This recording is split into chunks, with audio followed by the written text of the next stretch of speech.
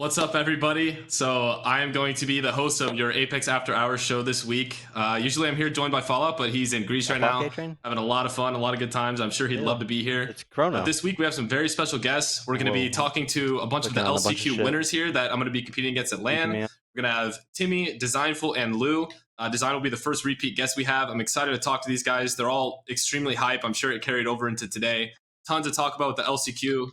Lots to talk about with just some of the regions, some of the other regions LCQs. We're going to talk about the Split 2 playoffs breakdown, some of the pools that are there, and just, roster mania and the overall state of Apex Legends. So I'm excited to bring you guys with our guests on board today. And how are we all feeling?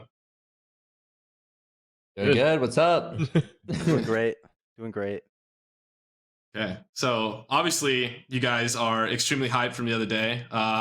First thing I want to say is just congratulations to you guys. I think if there were any teams that people were rooting for, you guys were absolutely in the top. I think the first thing that we're really going to talk to is just obviously Timmy. The first thing we're going to talk about is just DNO. So Lou, obviously you've been through a lot here. With your squad, some of the things that you've been through. You left Lanimals after some hardships. Dupe has been out of the scene for a little while. I talked to him yesterday. It's always so hype. I think he's one of the most favorite people in the scene. Just when he gets hyped, he gets, just the Dupe comms, man. I don't think there's anything like him to have in your ear. Dude. It's different. Came to you guys. Obviously, you guys lost Coiful to Sentinels, which, you had teamed with him for a little bit, and then you had a last-second pick up Senox. So you have clearly been through a lot, a lot of last-second changes, a lot of turmoil, but you guys pulled it out. So kind of what was the team environment like for you? And I think just kind of get some thoughts real quick. What, through LCQ? What was the team environment like with me, just, Senox, and Dupe? Like when you picked up Senox, it was kind of last minute. What was going through your head with that pickup? Was it just something you were comfortable with because you've teamed with him a lot? You guys have had a lot of history together. Yeah, me and Senox are like, our chemistry is good. So I mean, I knew that the problem was that like if no matter who we wanted to pick up, we were sort of like stuck. We had to have enough CC points, which me and Dupe, even if like we could pick up any player in the world and there wasn't another player that had enough CC points for us. Okay. Like we couldn't make LCQ without Adam Senox. Wow. And that's because he had a spot with Hill from last Pro League when they played under OXG. So he had a spot in LCQ because of that. So me and Dupe wouldn't have been able to play. Koi sort of carried us in CC points. He had a ton. I think he had the most out of every CC player. So we picked up Adam because like it was the obvious choice. Like, okay, we'd be able to play in LCQ, and if things didn't go well, like well enough, I guess we would have still had a Pro League spot next year or two. So it sucked losing Koi, but there wouldn't have been a better replacement than Senox because of like our chemistry. It's just weird though because like 2 years ago, like we had this like rivalry with Dupe because of the mill contest. That's like the most. That's the craziest thing to me. You would like, have made it with Koi? Actually not, because I don't think not saying that Dupe IGL'd, right? Yeah, Dupe did IGL. He was still IGLing. We could have made it, but I feel like we were more likely. Yeah, I know exactly. That's Dupe was saying that losing Koi was sort of like a canon event, something that like we couldn't really avoid, and it was good for him, but we didn't know it was going to be good for us. We thought it was like devastating for us because I mean everyone knows by now that Koi is insane. So yeah, Koi had one of the most insane clips I think I'd seen online in quite some time, or on Twitter in quite some time in comp, and that's really kind of what put his name on the map for me. I mean, the guys already have impersonators on stream. He got Hal, he got me of just this fake friendly quest. So I thought that was pretty hilarious. But in my mind, like in some of the things that have happened in my own history, when you are stuck with like that last second team change and you pick someone up that obviously Adam's a freak, like he's incredibly talented at the game. You've teamed with him for such a long time. It kind of takes some pressure off of you at the same time because you're like, all right, we've kind of been through the ringer. We've gotten the shit end of the stick multiple times. We have no pressure because we just had this last second change, and it kind of gives you some relief going into these big moment games, just because you have everything to gain and really nothing to lose as a team, just because of all that turmoil, rather than some huge name team that has everything to lose. Yeah, I mean, you think it's that way though until like us in group stages for LCQ, like we're playing like shit. Like, and like I thought going into group stages that we were just going to dominate. It would be easier than finals. Like that's what anybody would think, right? So. Yeah, but it's just not. I thought at the last LAN, but it wasn't that way for us either. So Exactly. It's just like you feel like you have a grasp on like what is right and what's wrong, or what's good and what's bad, and then like you go into group stages and you're getting shit on. You don't know if you're going to make finals. You go into finals and you start dominating. It doesn't fully make sense, but all I know is that like we weren't about to qualify for finals. We were about to have to go through losers, and then like me, Dupe, and Adam had a talk, and it's like, dude, it's LCQ. Come on, like there's not like. There's only like 6 or 7 amazing, like really great teams in LCQ. So like what needs to happen is we need to just play confident. We need to play confident and make sure that we're like just running these lobbies down. And we went into finals, and I think Dupe got his footing because he hadn't competed in so long. He got his footing, broke the ice, and like I mean that was just like one of the best like IGL performances that I've been a part of. Like I've never like it just felt right. He played really well. So no, I was enjoying every moment. I was watching you guys play, just the passion and the comms and it's everything. The passion, you dude. guys, oh my god, it is the passion. You know you're about to win a game. I mean, like if you like anybody who's like played with an IGL that has that sort of passion, you know you're fucking winning this game when you start hearing this motherfucker screaming and his mic's cutting out. So speaking, like you know you're winning this game. No, for sure, bro. Speaking of that, we actually have the winning clip of when you guys found out that you guys qualified through the LCQ, so we can pull that up on stream, kind of watch that with everyone real quick. It's kind of just you screaming a lot, so but it's super hype. That's the best. That might have been Dojo. I mean, bro, we could win off that. If that's Dojo, we won. If that's Dojo, we literally got second. Yeah! We won! Let's fucking go, boys! Let's go! Wait, is it me or I can't hear a single thing? Oh my god! No, was that actually it? Boys. Was that actually it, dude? Was that it? Oh my it was god. Dojo, bro. We fucking made it. Hello? Yeah, Alright. can you hear me? We can hear you, yeah. Oh yeah, no, I'm saying like I can't hear the clip. Maybe you have vmix muted. That might be why you can't hear the clip. I can hear it through that. Oh my god! Give me a second. Let me see. You're good. Okay, so regarding that clip, did you know at all or have any indication before that was them? Because obviously everyone's watching the kill feed. There's only 2 teams, I think, on match point at that point in time. Was it even going through your head, or was it just straight up focusing on what the objective was? I don't know. I like to pay attention to that type of stuff. Like I take pride in the fact that like, you know, if like pretty like almost 100% of the time I'll be like, someone on my team will be like, yo, there's a solo in the game. I'm like, no, there's 4 squads. It's 7 with 21. It's impossible. There's no solos. Or like I'll be like, yo, this is E8. I'm like, no, I just watched them die at the beginning of the fucking game. It's not E8, you know? So I take pride in like paying attention to that type of stuff sometimes. But there, I was just so locked in. I was so immersed. Yeah. That, like, no, I mean, I had no clue. I mean, obviously, I was like, I was questioning it because I was like, I didn't see them die, but at the same time, I don't know if I was paying enough attention. But I actually like when the game ended, I turned around and Carrie was behind me. She's like, I've been paying attention the whole time. That was Dojo. Like that had to have been them. And so, yeah, once I realized that it was them, I was like, okay, I like literally was like so relieved that we fucking lost the fight because I knew that if we won it, that we would have maybe not like things could have been different for both teams at that point. You know, you kind of say that in the clip too a little bit. You are just like, if that was Dojo, we're good. And I was like, yeah, the one indication is fucking Dezignful with the Peter. That's when you knew. Yeah, right there, 100%. Dude, did you see the tweet I retweeted of Dupe? He said, please stop using the Peter. No, I didn't see that at all. That is literally the way that we end up going to champs. He tweeted the day before. He's like, yo, please stop using the repeater. And then I end up getting the entry knock on him in that last fight, and that's called the champ. Dezign, you did legit like 600 damage just to me with Peter right there, right? Well, that was you like holding me at the head glitch, right? No, that was enemy. I flew up to like bait you over the rock. Oh, that was okay. Dude. Well, I mean, still, I watched, gun's just stupid. I watched the POV of both of them. They just don't miss with the fucking Peter. It is just crazy. It's crazy, right? Like, Dezign, like before, like we like all the teams wiped. I swear he hit like 3 shots on you, then 2 shots back to back on someone else. I think maybe Xenox. I was just like, I couldn't peek him. I was like, what is going? And then enemies like, yeah, they are not coming right. I have right. I was like, all right, I'm gonna shoot left and I'll get out the KP with Dezign. It was no, I literally couldn't peek the whole time. I just couldn't. Yeah, so we'll get into your guys' team in a second here, but your guys' team is so like the dynamic of your team is strange because Timmy, I think for you specifically, like you always have the confidence to make plays and make pushes, and then Dezign is playing more of a semi-anchor role, which I feel like kind of grounds him a little more, especially with the Peter. Like he isn't always the one entering, so he's doing a lot of the damage, and then you're using mechanics to kind of get in close,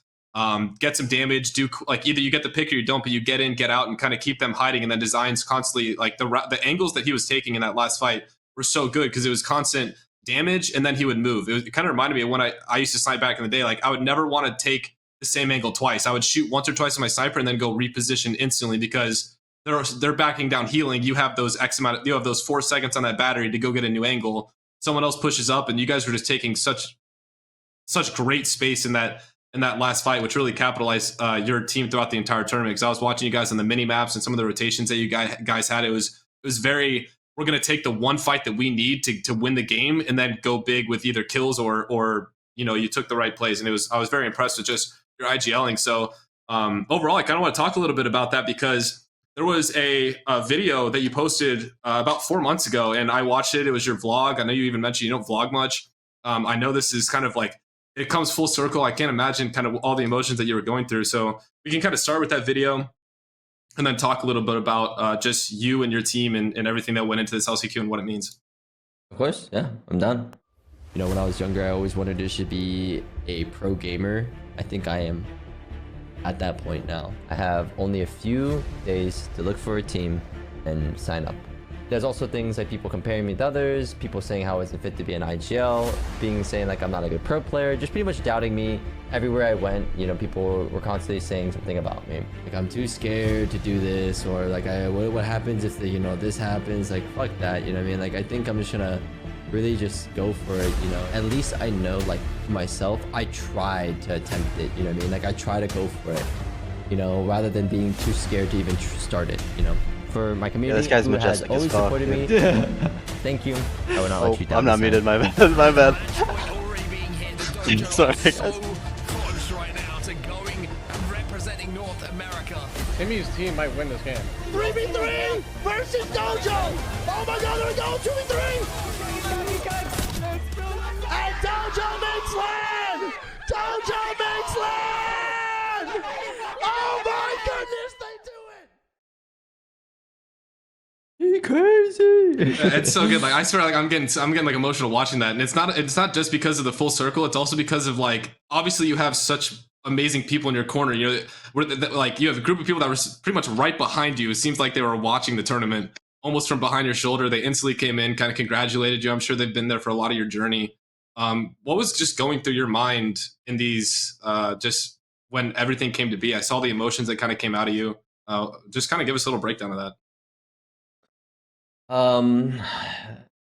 Yeah, I mean, I think in general, like as we were playing LCQ, that was kind of like I don't want to be like thinking negatively always, but you always have to think about the negative outcomes always. And are we truly going to be able to qualify for champs? It's top 2 teams out of 40 teams. It's not like these people are bad or anything. There are obviously people coming from the previous LAN, like Furia, and just also old pro players that I used to compete against. So I mean, in general, like I knew that we were doing good. We were playing really well in scrims. I believe that Enemy and Dezign are really fucking cracked. So I had the confidence going in, but I didn't think I had the confidence in myself really, because I haven't been in the scene in a while, and just everything in the past. So I was very nervous. Day one was pretty obvious. I mean, like you can kind of tell, like based off just how I was playing, how I was aiming. I just missed a lot of shots. I didn't really do too much on the games that we won, and the games that we lost. I mean, like I just felt like majority of the times it was mainly like my importance in the team was just to call the right stuff and like the rotates in the fights, but also Dezign was like co-IGLing and doing most of it too. Day 2, I was like, yeah, like I'm just gonna be a little bit. I hit him with like, the Goggins day 2. Yeah. Day 2, was that locked. was different. This guy dropped a nuke. Yeah, we could talk about that in a second. We went crazy day 2, so then that was a really like big, just like relief off the chest. I was like, okay, I can actually play now. I can have fun. So then day 3 came around. I was nervous because I was like, the things that you can go into your head after dropping like a huge nuke that second day, you're just like, wait, we actually could win tomorrow, And as it was happening, I was so excited. I was so nervous. Like my hands started shaking, the tingly feeling and everything. And once it like really happened, I just like was really like speechless because like I just couldn't believe that it happened. Like I just qualified for a LAN that in my opinion, thought I would never be able to go to, and I mean, having like obviously like Aileen, my girlfriend, and Bronzy just like always like being there and like supporting me from like the side. It it's very like heartwarming, and like it feels like I've accomplished something, because like seeing them react that much as well and being happy for me, like felt really like I did it. Like validating. I actually It validated like why you did this in the first place. Yeah. So that's definitely how I felt. Yeah. It like comes back to like what Lou was talking about earlier. Like he was saying how they were getting like not doing so well in the groups. I mean, winners, it was like once you're in that winners group, it's all like just nerves and like overcoming those. So like so many teams are able to break that mental barrier in the group stages, because you're just like I have 2 chances, I have 2 lives, who gives a fuck, So if you're able to convince your team, that's why like the group stages are crazy, and like you just got to take advantage of that. But like once it gets to finals, it's just a different beast, because people will play even more scared. That's their last life. They're playing with their last life, and so much is on the line. So like, I mean, we literally even had it like game 1. I felt it. Like our comms were a little like, our comms are always wild, and we talk very fast. And then like people even ask me, they're like, dude, how do you guys understand each other? But like I could like sense there was like a little bit of a difference in it. And I like said something about it, and Timmy's like, whoa, chill. Nobody's nervous. But like I wanted to like call it out, because like if you could just recognize that and like just talk about it and like get over it, because like you can't trick yourself out of those feelings, those nerves. It's something like you have to laugh about. To believe, you have to calm. bro. Yeah, like, you got to believe it. You have to yourself. truly believe it. You can't trick yourself. No, so. I think that's one of the biggest things. I even like, so it's funny because at the LAN, I flew with TSM right before the LAN, and Verhulst is there, and he even talked about reading, like how he reads some books and like trains his mind to just prepare for these big moments and these big tournaments. And it always stands out to me because I've had nerves at every single event I've really ever been to. Not nervousness, it's I'm anxious to play. Like, and it's as soon as that countdown starts, as soon as that countdown starts of the first game of every tournament, like you get those nerves and that feeling. It's like, all right, like we're here, like this, we're doing this. That game 1 starts, but then as soon as the game gets flowing and it gets moving, like those go away. Yeah, like there's no outside noise that gets in. It's all work. Some it's people all break here under with it, you and your teammates. It can make or break it. And that's like one of the excerpts I read from a book that he had. I don't remember exactly what the name was, but it talks about the fear of failure. And it's like the fear of failure prevents more of us from succeeding than any opponent.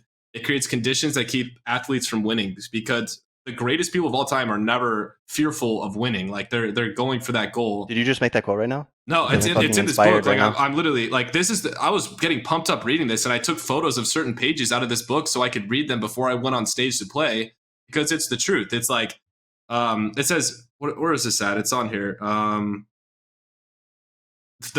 of the paradoxes of sports is that the fear of failure actually makes failure more likely, because you always have those thoughts. Like a lot of people will get to that final moment, they'll get to those top 2, and they'll be like, okay, maybe I don't deserve it, or I'm here, I made it this far, this is good enough. But it's that extra hump that you really have to get over to capitalize. I think that's why Lou and them did good as well. They've been there. Lou, Dupe, Senox, they've all been there. So they've thrived in that finals lobby. Timmy, literally before we even started, I was like, Timmy, you stream to football stadiums every fucking day. Like everyone else is going to see the live stream, like the main broadcast, and be freaking out because they see all the eyes on them. You're going to have more views than the main broadcast. Like you've done this before a million times. Like we're chilling.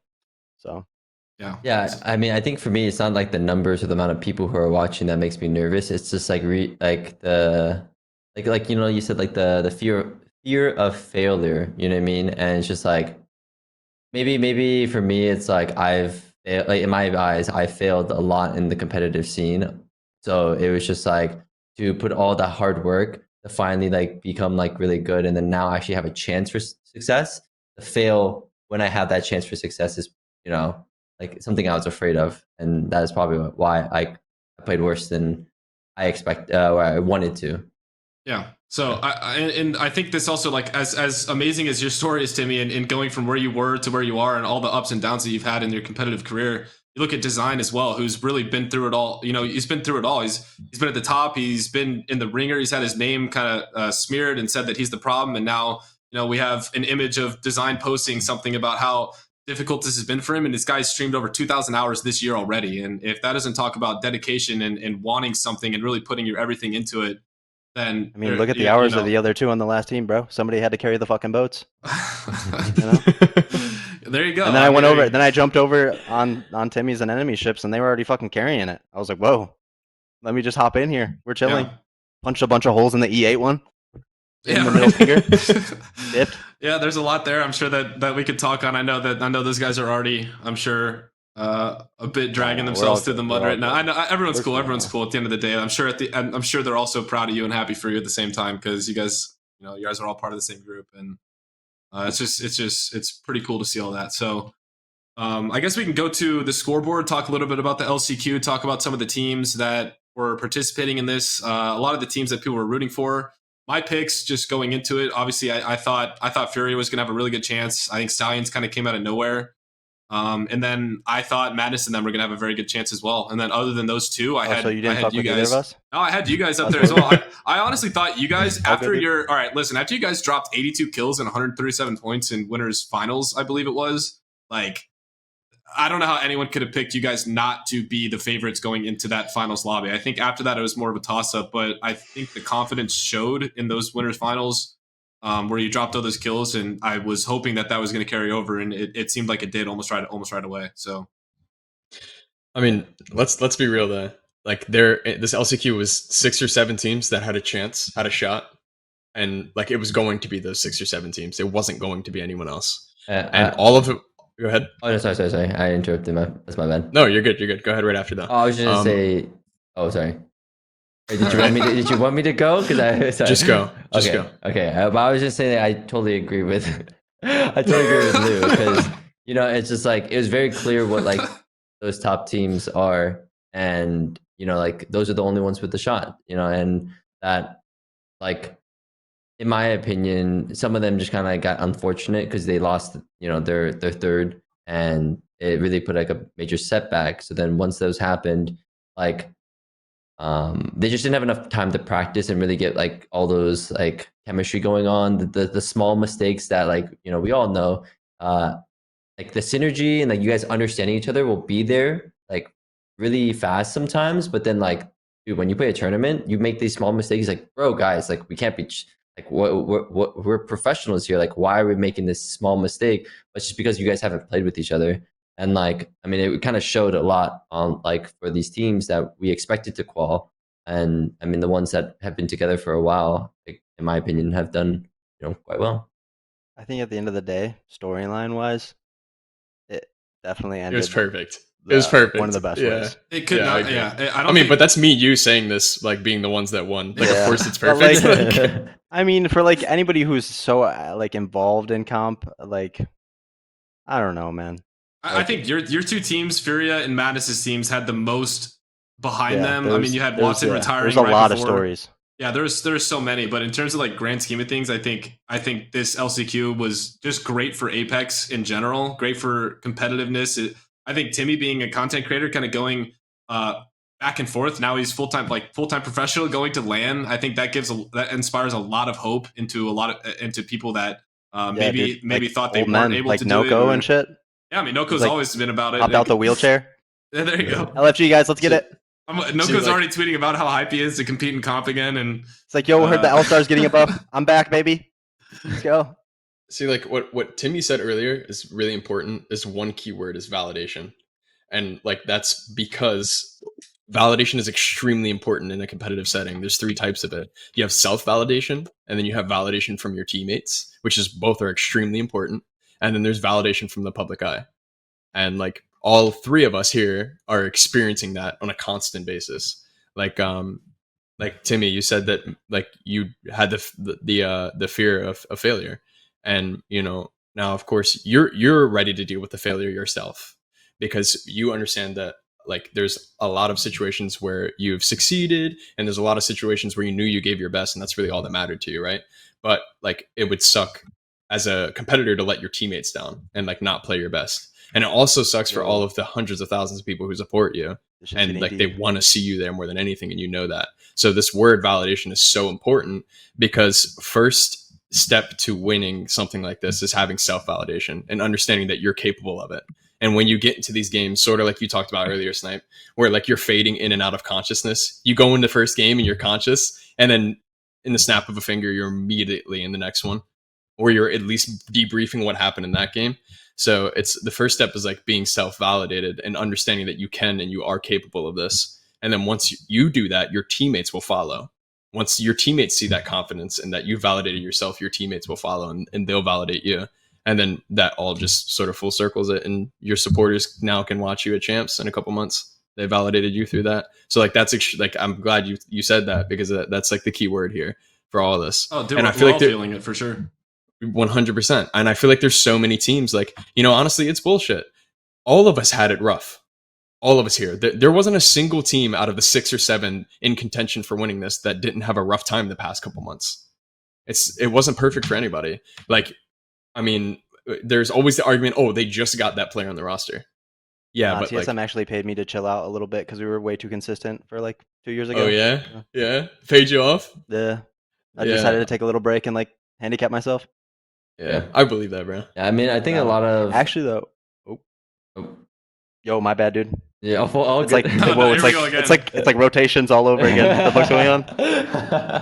I want to touch up a little bit on what Lou said and the whole validation thing. Like, it's great to get validation from other people. Like, it feels good to get validation from other people. But when you accomplish something that you set your mind to and you are able to validate yourself and like your own thoughts and feelings of accomplishment, it hits completely different. Other people are always like, you know, you have your friends. Everyone views themselves a certain way, and everyone views everyone else a certain way as well. Like, what you see in the mirror is not what other people see of you. So for Timmy, for Lou, Dezign, like you said, you guys have all had it rough. Like I was in that same boat. This last land for me, even getting 5th place, like that validated everything that I came back for. Is like, I can compete here on the big stage for you know, a land championship. And I had all these other You people came back in my after ear. that Furia clip, bro. That should have me a little nervous for a second. There, Yeah, bro. that was really bad. We talked about that. Listen, The my real teammates said Oh that they my should have been God. there with me, bro. Like, we should have wiped that. That happened twice over the That's tournament. We insane. talked about that, and you know, we hitched out some issues, but yeah, I mean, it just feels, it's a completely different kind of feeling, and it carries over into just like an everyday kind of confidence. So Mm-hmm. I think it's good to live it up. Yeah, like speaking of every day, right? Like speaking of every day, there's like, it's just life in general. Like there's so many decisions that you make and it just doesn't work out. And you're just like, why? Like I did that and it was wrong. Okay. And then you have decisions where you're like, okay, I may have fucked up here, but it ends up working out. And so there's no rhyme or rhythm to it. But at the end of the day, you said to me in that video that as long as you had control over your own fate and you had control over what you were doing, that's all that mattered to you.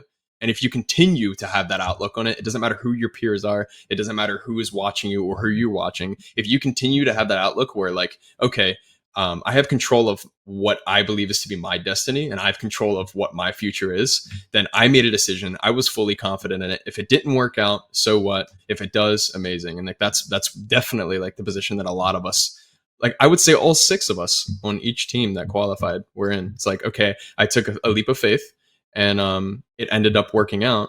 But, you know, if it didn't, I would have been a little afraid. But, you know, at the end of the day, you go Guy next. Timmy said he was nervous. I wasn't, bro. As soon as I got on the team, bro. You were fucking nervous. Nah, bro. It's like old school. It's bullshit. Like, I don't believe- aim assist vibes. Because you remember me and Resulta would run like the scout and the Peter. As soon as I We got always dropped, bro, had I scout hit results. enemy up. Always had it. Because I knew enemy like understood the game at like a long range level, and like I knew that I would just chain together that with him, like the long, like because like it's all about clearing space this fucking game. So as soon as enemy was down, I was like, let's get it. And then we had Timmy. I was like, bro, we got a mouse and key player that's actually insane. Like that's like the trick. You have to have at least one. Like all the good teams have one mouse and key player that's just cracked. I was like, yo, we can do this for sure. Definitely, there was like a couple scrims where we got slammed, but like it's because we just weren't locked. You know, like.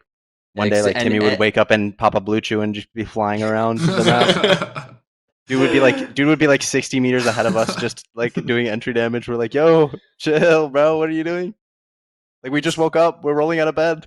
Yeah, like not my fault. My fucking roller players are like, fucking. They're like, yo, dude, you have a stock? Like, dude, I'm trying to fucking fight this team already. You know what I mean? We're just sitting there trying to get our Peter entry damage. This guy's like, let's push him. We're like, dude, we haven't even shot him yet. Why?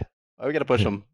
I think there's one question I've actually been meaning to ask you, Timmy. So I don't know if this is like something that was conscious of you, but something that I noticed in the past is when you had competed, you kind of surrounded yourself with other people who they're not in the same level of like of enemy and design in terms of they're committed to comp. This is exactly what you want. You know, you teamed with the Prizzy and Wig, who are both, you know, they've both been doing their thing in Apex. Wig's been in and out of comp as well, kind of in a similar boat as you. When you surround yourself with people who are like enemy and design, did that kind of change your own mentality as an IGL and what you were putting in just to comp in general? I feel like yes, but it's hard to say because like once I came back, like my mentality of grinding was just like there. You know what I mean? Like I wanted to be there. I wanted to do this.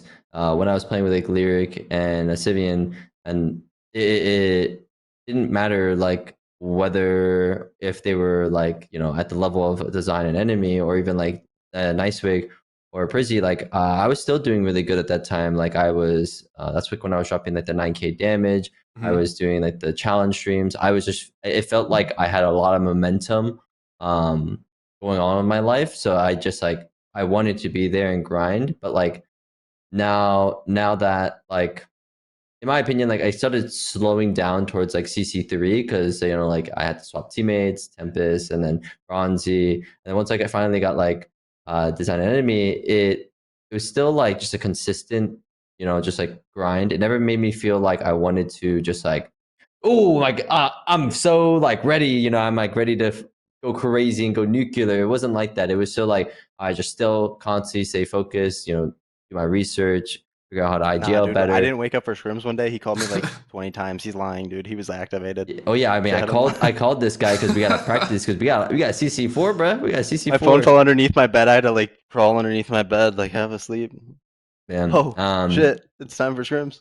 Yeah, but it was definitely really nice that I had like people to like hang out with every single day, and then always like have them like, you know, ready to game, scrim with. It's just like it felt like a team because in the past, like you said, like I didn't get to scrim on Team Sheesh. Like we never scrimmed at all. I don't like we tried to, but then it was to the point where like, yeah, no, we'll just do it next time, and then it never happened. And then even on Golden Guardians, we scrimmed as much as we possibly could, but we were just so far behind compared to everybody that even when we did scrim, it just felt like we just got rolled. And every single win that we got in scrims, it felt like we won a championship. Not gonna lie. So it was just it was rough. It was rough back in the day. Yeah, I feel that. Okay, so I guess we'll move on a little bit. We can talk about, apparently there was a list that got put out of, there are 6 new teams that qualified for year 4 Pro League. We can talk a little bit about these teams. We can show that list to the stream and talk a little bit about kind of what's to come for the remainder of the Pro League spots. I don't know if we have that available. 30 seconds. Cool. All right. Yeah. In the meantime, I mean, talk a little bit about the teams that we do have so far are, I believe it's Dojo, DNO, Stallions, Secret Formula, Flat, and Native are the teams that we have right now. And we're going to get that list up in a second. We can talk a little bit about Pro League qualifiers. You guys obviously don't have to worry about those too much, which is wonderful, and kind of what it means to go into that. So a lot of teams, actually, it's hilarious seeing Stallions do as well as they did. That team's kind of been through it as well. They had a really good chance to win this. Honestly, I know they were probably gutted. I'm not too upset because they were going to contest me at Launchpad. So we have our POI to ourselves. What? That just Retsy's been through it, man. That guy's been through. I think they're doing great. So much, and he's been back and forth, and kind of similar to Timmy in terms of just in and out of comp. Now he's back in Pro League again. So those are my dogs. It's good to see Funk's back. Funk's in, Slayer's up and coming as well. Did you hear them after game 1 win? Oh no, my I didn't. gosh. I didn't. Were their comps Dude, just you got to hear up? Funk's reaction after the game 1 win. Dude, I meant to watch it. He sounded like he was underwater. You remember when Dupe used to like scream and it sounded like he was underneath water? It was used to, like he still does. It does. He still hasn't fixed that. No. That's how Funk's mic sounded. As soon as y'all won, I try to hear y'all's reaction. Dupe just cuts out. It just like disappears. No, it's like you hear the initial like, I guess you would say how loud he is, and then it like goes away for 5 seconds, and then he's screaming, but like on a different word. Yeah, like after it comes back, and you're like, "What the fuck?" But like you're with it because it's passion. Yeah. You know, like, yeah. I mean that happens in game too. Like that happens like when he's calling things out. But like I don't, as long as I have a sort of an idea on what he wants to do. Before it was bad. Dupes was bad before. Yeah, Like, yeah, it would be the I think he fixed it start, a little It would bit. be the first vowel and the last one. And you're like, what? Yeah, I love Some it. of my favorite things. I love it. I think it's the best thing ever. Great. So we have like the 2 Pro League spots. I obviously think Nick Merckx and them are going to go ahead and Tripods will get one of the Pro League spot invites. And then we have 4 spots up for grabs from the Pro League qualifiers, the winners 1 through 4. And then I think the 4 highest points after that are the remainder of the Did you spots. say Nick Merckx was going to get an invite? No, I said in terms of like the 2, because apparently there's 2 teams that get invited through like So you're just assuming that shit? direct invites. If I had to pick one of the teams that was getting invited, I would think Tripods. I mean, they were really close in the Is it in the because Pro you're League phased to with make them? it. It's because I'm phased with them. Is there No, favorite? no, they're Tripods, not phased. Remember, they're 2 Yeah. completely separate things. They're not related at all. Okay. Yeah. You like no shit? No This guy's shit. leaking. This guy's leaking on the pod. I, dude, they don't like me either. Trust me. I feel like I haven't been invited to any of the playtests, none of that. So you know, I'm on the outside. I don't think they will. I have no clue who they're going to invite. I don't think they'd invite. Did you Tripods. expect them in Just- the finals, like in that finals I lobby? think maybe they'll. Did I expect them in that finals? Is what you're asking? Yeah. Dude, I don't know. I mean, they were so hit or miss. I feel like Definitely when hot they're and cold. I They're feel- I definitely f- hot and cold. I feel like when they're doing good, it's like, whoa, like, okay, you know what I mean? For sure. I definitely think I saw them in the finals lobby, but with how things were going on the first and second day, I was like, ooh, I don't know. I don't know if they will be able to, you know, bounce back. I think and bring this that rank momentum. system is what screwed them over.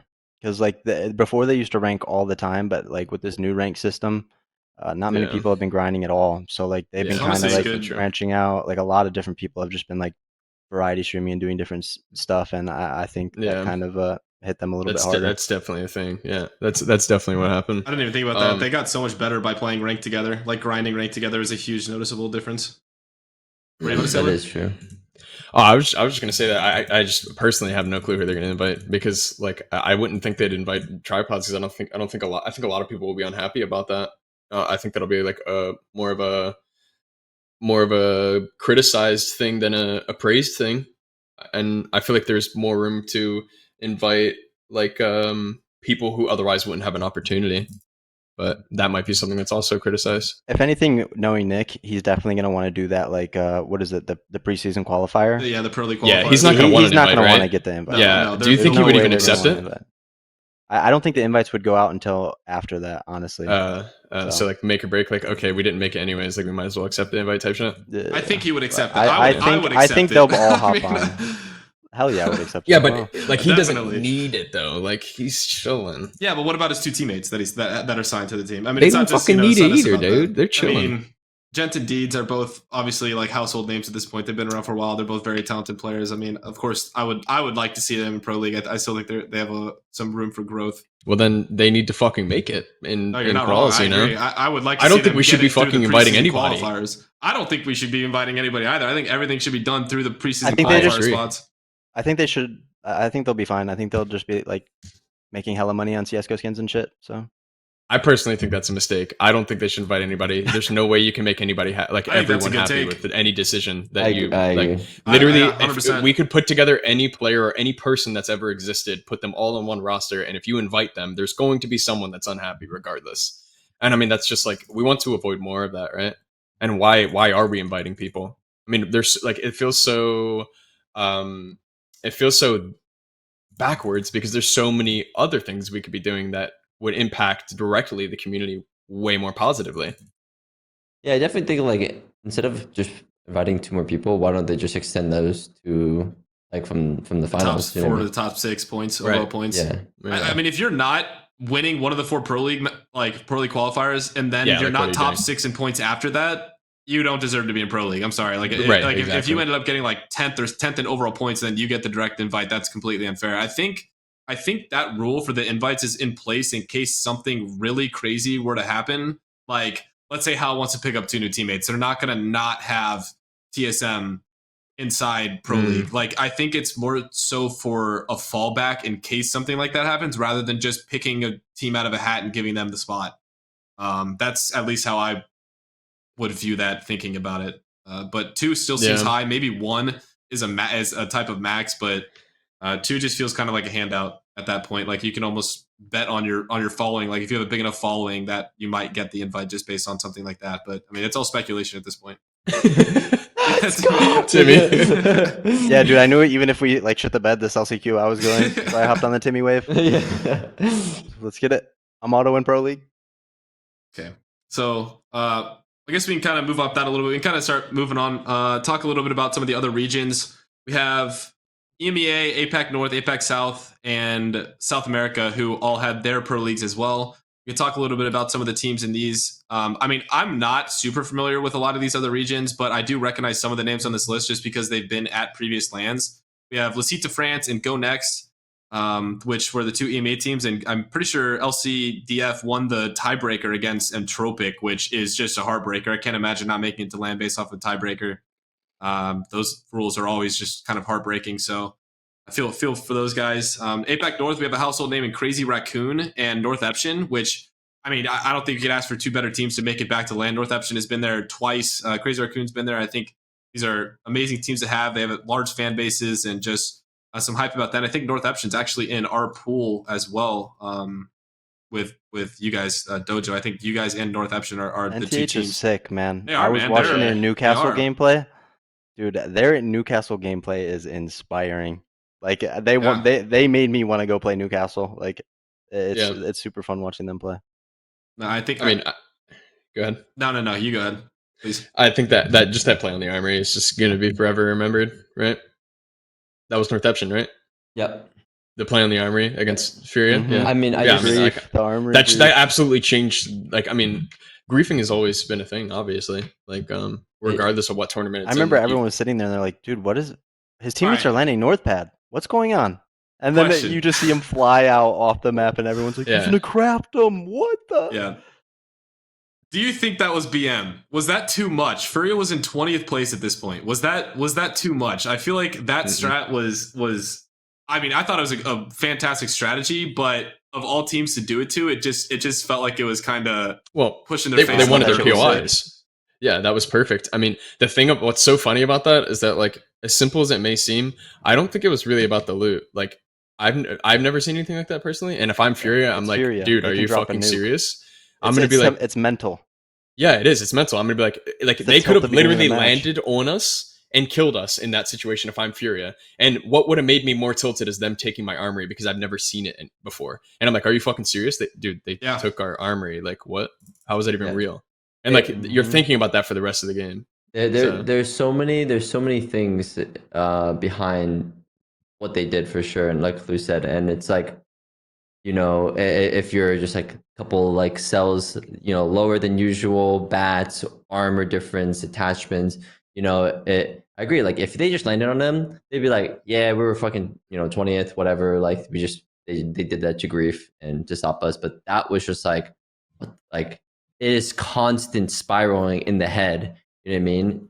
And no matter how much it's the smartest grief. yeah, No. it's like a Design said earlier. It's something that you can't just like lie to yourself that you're not. It's not like annoying you. You know what I mean? It's an annoyance. It's like an annoyance that's gonna be there, and if they do lose, then it just like spirals down into like more things. It's messing with their head without taking the risk of giving them 3 KP and snowballing a big match.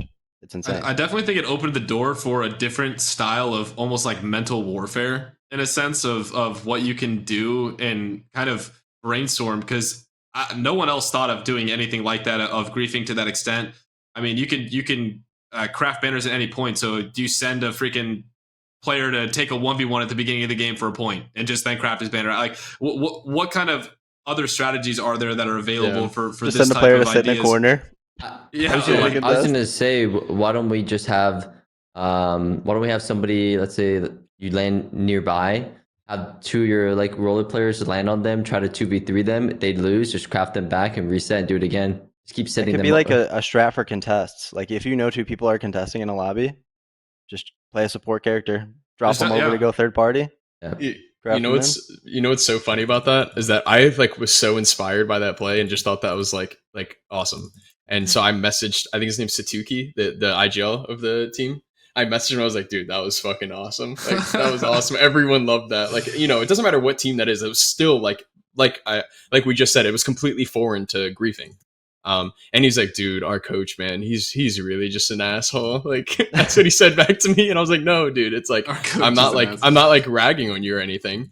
Like I was saying that it was great. I wasn't being sarcastic, and he was just like, "Oh yeah, thank you." It was just funny because like I think that doing something like that in front of so many people when Furia has so many fans, like you can understand how that can maybe negatively impact like how people perceive that team now, you know? Yeah. I think a lot of people were just taking it out of context because they were the team that was one of the, like, they were in 20th place or 19th or 20th, so people were thinking of it as like kind of a like rubbing in the kicking face, someone while they're down type of thing. Yeah. But I didn't have any issue with it whatsoever. I thought it was brilliant. They were trying to make sure they were out to get their drop spots. Yeah, I thought it was brilliant. So honestly, hats off to them for thinking something like that, and I'm happy that we have them back. And then NTH is actually making it back to LAN without the Resi GG who they had at this previous London LAN. So that's pretty cool that they picked up someone last minute and then made it back. And then we have a notable from XNY who apparently got 4th place with they won the game, had 31 kills in game 7 to rocket themselves up the leaderboards, which I just found this out. I thought I heard about it on social media, but I feel like I need to go back and watch that game. I don't know if people in my stream have already watched that game, but 31 kills in any pro player lobby is extremely impressive. It had to be like one of those situations where like everyone's just like, this is our shot. It's game 7. There's like 4 people on match point. Like we got to run it down mid, and they just got third parties. I want to watch that game. I know. That's 43 kills is. I mean, 43 points is just an insane amount of. Because once you start getting up there to those like game 7, game 8s, when like people aren't on match point, like, and there's already like 5 or 6 teams, the teams on the bottom are like, dude, we have to get it. Like we have to get the match point. Like we have nothing to lose. So. That's definitely like from the beginning of Apex, one of the highest kill games in a competitive setting. Even if you guys remember the open qualifiers back in the day where you were playing against fucking Timmy and Tommy and like you were just running it down 460s and stuff. Yep, yeah, exactly. Like even those games, I didn't see people dropping more than 30 kills like very often, and that's because more than likely like there was other people running it down in those lobbies too. But yeah, I don't know. I can't imagine what situation that could possibly be, because even if you did kill 31 people. How did only 57 other people kill? What was their overall points? Be on that? Snipe, do you know? I think they ended up 4th place overall. So this didn't even actually get even them, after that game. They got 4th place. Like, they didn't get top 2 because game 8 the tournament ended, and then like how was that possible? Yeah, they ended 4th with 63 points. So they only had what, like what did we say? It was 43 points. God. Was it 43 point game? 20 points. 20 points in 6 in 6 games before that. No, it was 7 games because it's 8 games complete. Well, they did it in game 7, so they ended up they got but I'm saying 0 points in game 8. Yeah, so I'm saying they have 8 games total and they only have 63 points. That means they had 20 points in 7 games. Technically, or 6 games. I got you. Yeah, no, 7 games total because you have to add the last one. Because true, yeah. They got a 0-pointer too. This is too much for me. Yeah, how is it possible that a team has the capability to set a record like that, but not the capability to get like at least like 3 kills in every other game? I mean, how is that possible? I wonder if they're being contested, because if they're getting contested, that's a lot of 0 that can make sense. 0-point games. That can make sense for sure. If they weren't going to get tested, then I feel like they were nervous, and then that was the one game where they just said, "All right, let's just say screw it, and then see what happens." They did really well, and then the pressure was back on after they made it to match point. So that's so crazy. That's all I can think of. Yeah, that's insane. Yeah, it's kind of. Okay, so this is actually the first show that we've done since the LAN, so we can talk. Did you guys all take time to watch a little bit of the previous LAN? Yes. Yeah. Awesome. So we can talk a little bit about some of just some of the standings from the last LAN. Obviously, it was North America dominated. We had North America in the top 5. KCP was, I think, 6th place. And then just kind of leading it down. Is that kind of what everyone expected going into this? I know there was a lot of talk. I think early on in the tournament, North America was looking pretty weak. I mean, day 1, we had a lot of North American teams that didn't do very well. You had XZ, who was really struggling. He almost didn't make it to the winners bracket finals. We almost didn't make it to the winners bracket finals. It was definitely a slow start for us, and I think it just kind of gets more comfortable in the lobbies over time. But we can look at some of the placements here. I guess who was everyone's picks, I suppose. We'll just start with Timmy and then go down to Lou and Dezign of what we really thought was going to happen to this LAN. Is this kind of line up of what we were thinking? It's exactly what I thought. I mean, people asked me like my predictions, and I said like kind of my top 3. I said Dark Zero, TSM, Alliance, and the main reason why I chose those 3 were simply the fact that they've done it before. You know what I mean? Like they they shouldn't have the nerves. They've been there, they've done it multiple times. They just know how to do it, and it's just about repeating yourself and staying consistent. And those teams, in my eyes, are just really good, and they will always be consistent. Lions was added to that list because they didn't have Effect, and there was so much hype behind Effect it being this just god gift roller player. So I was expecting it. Alliance is also a really good team too. So the fact that they now have their official third, I mean, the dominance that they've had in the past lands, I expected it to now be even better. Yeah, I mean, I'm not surprised that NA did really well, because I truly do think NA in like Apex is mechanically at the top. I do think that the other regions are able to actually think of greater strategies, greater plans.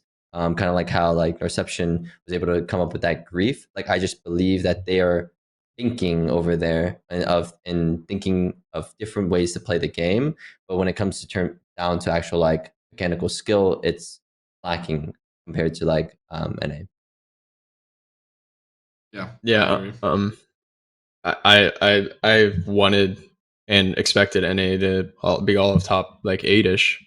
I wish Optic would have played better in like Energy and LG, because I want all of NA to be in like top 10. I want like this champs to be all like NA quals and stuff, because I truly believe with what Timmy said. Yeah, that it's always been that way. I feel like other regions had room to show that they were more creative within their strategy, but maybe didn't have the firepower to begin with.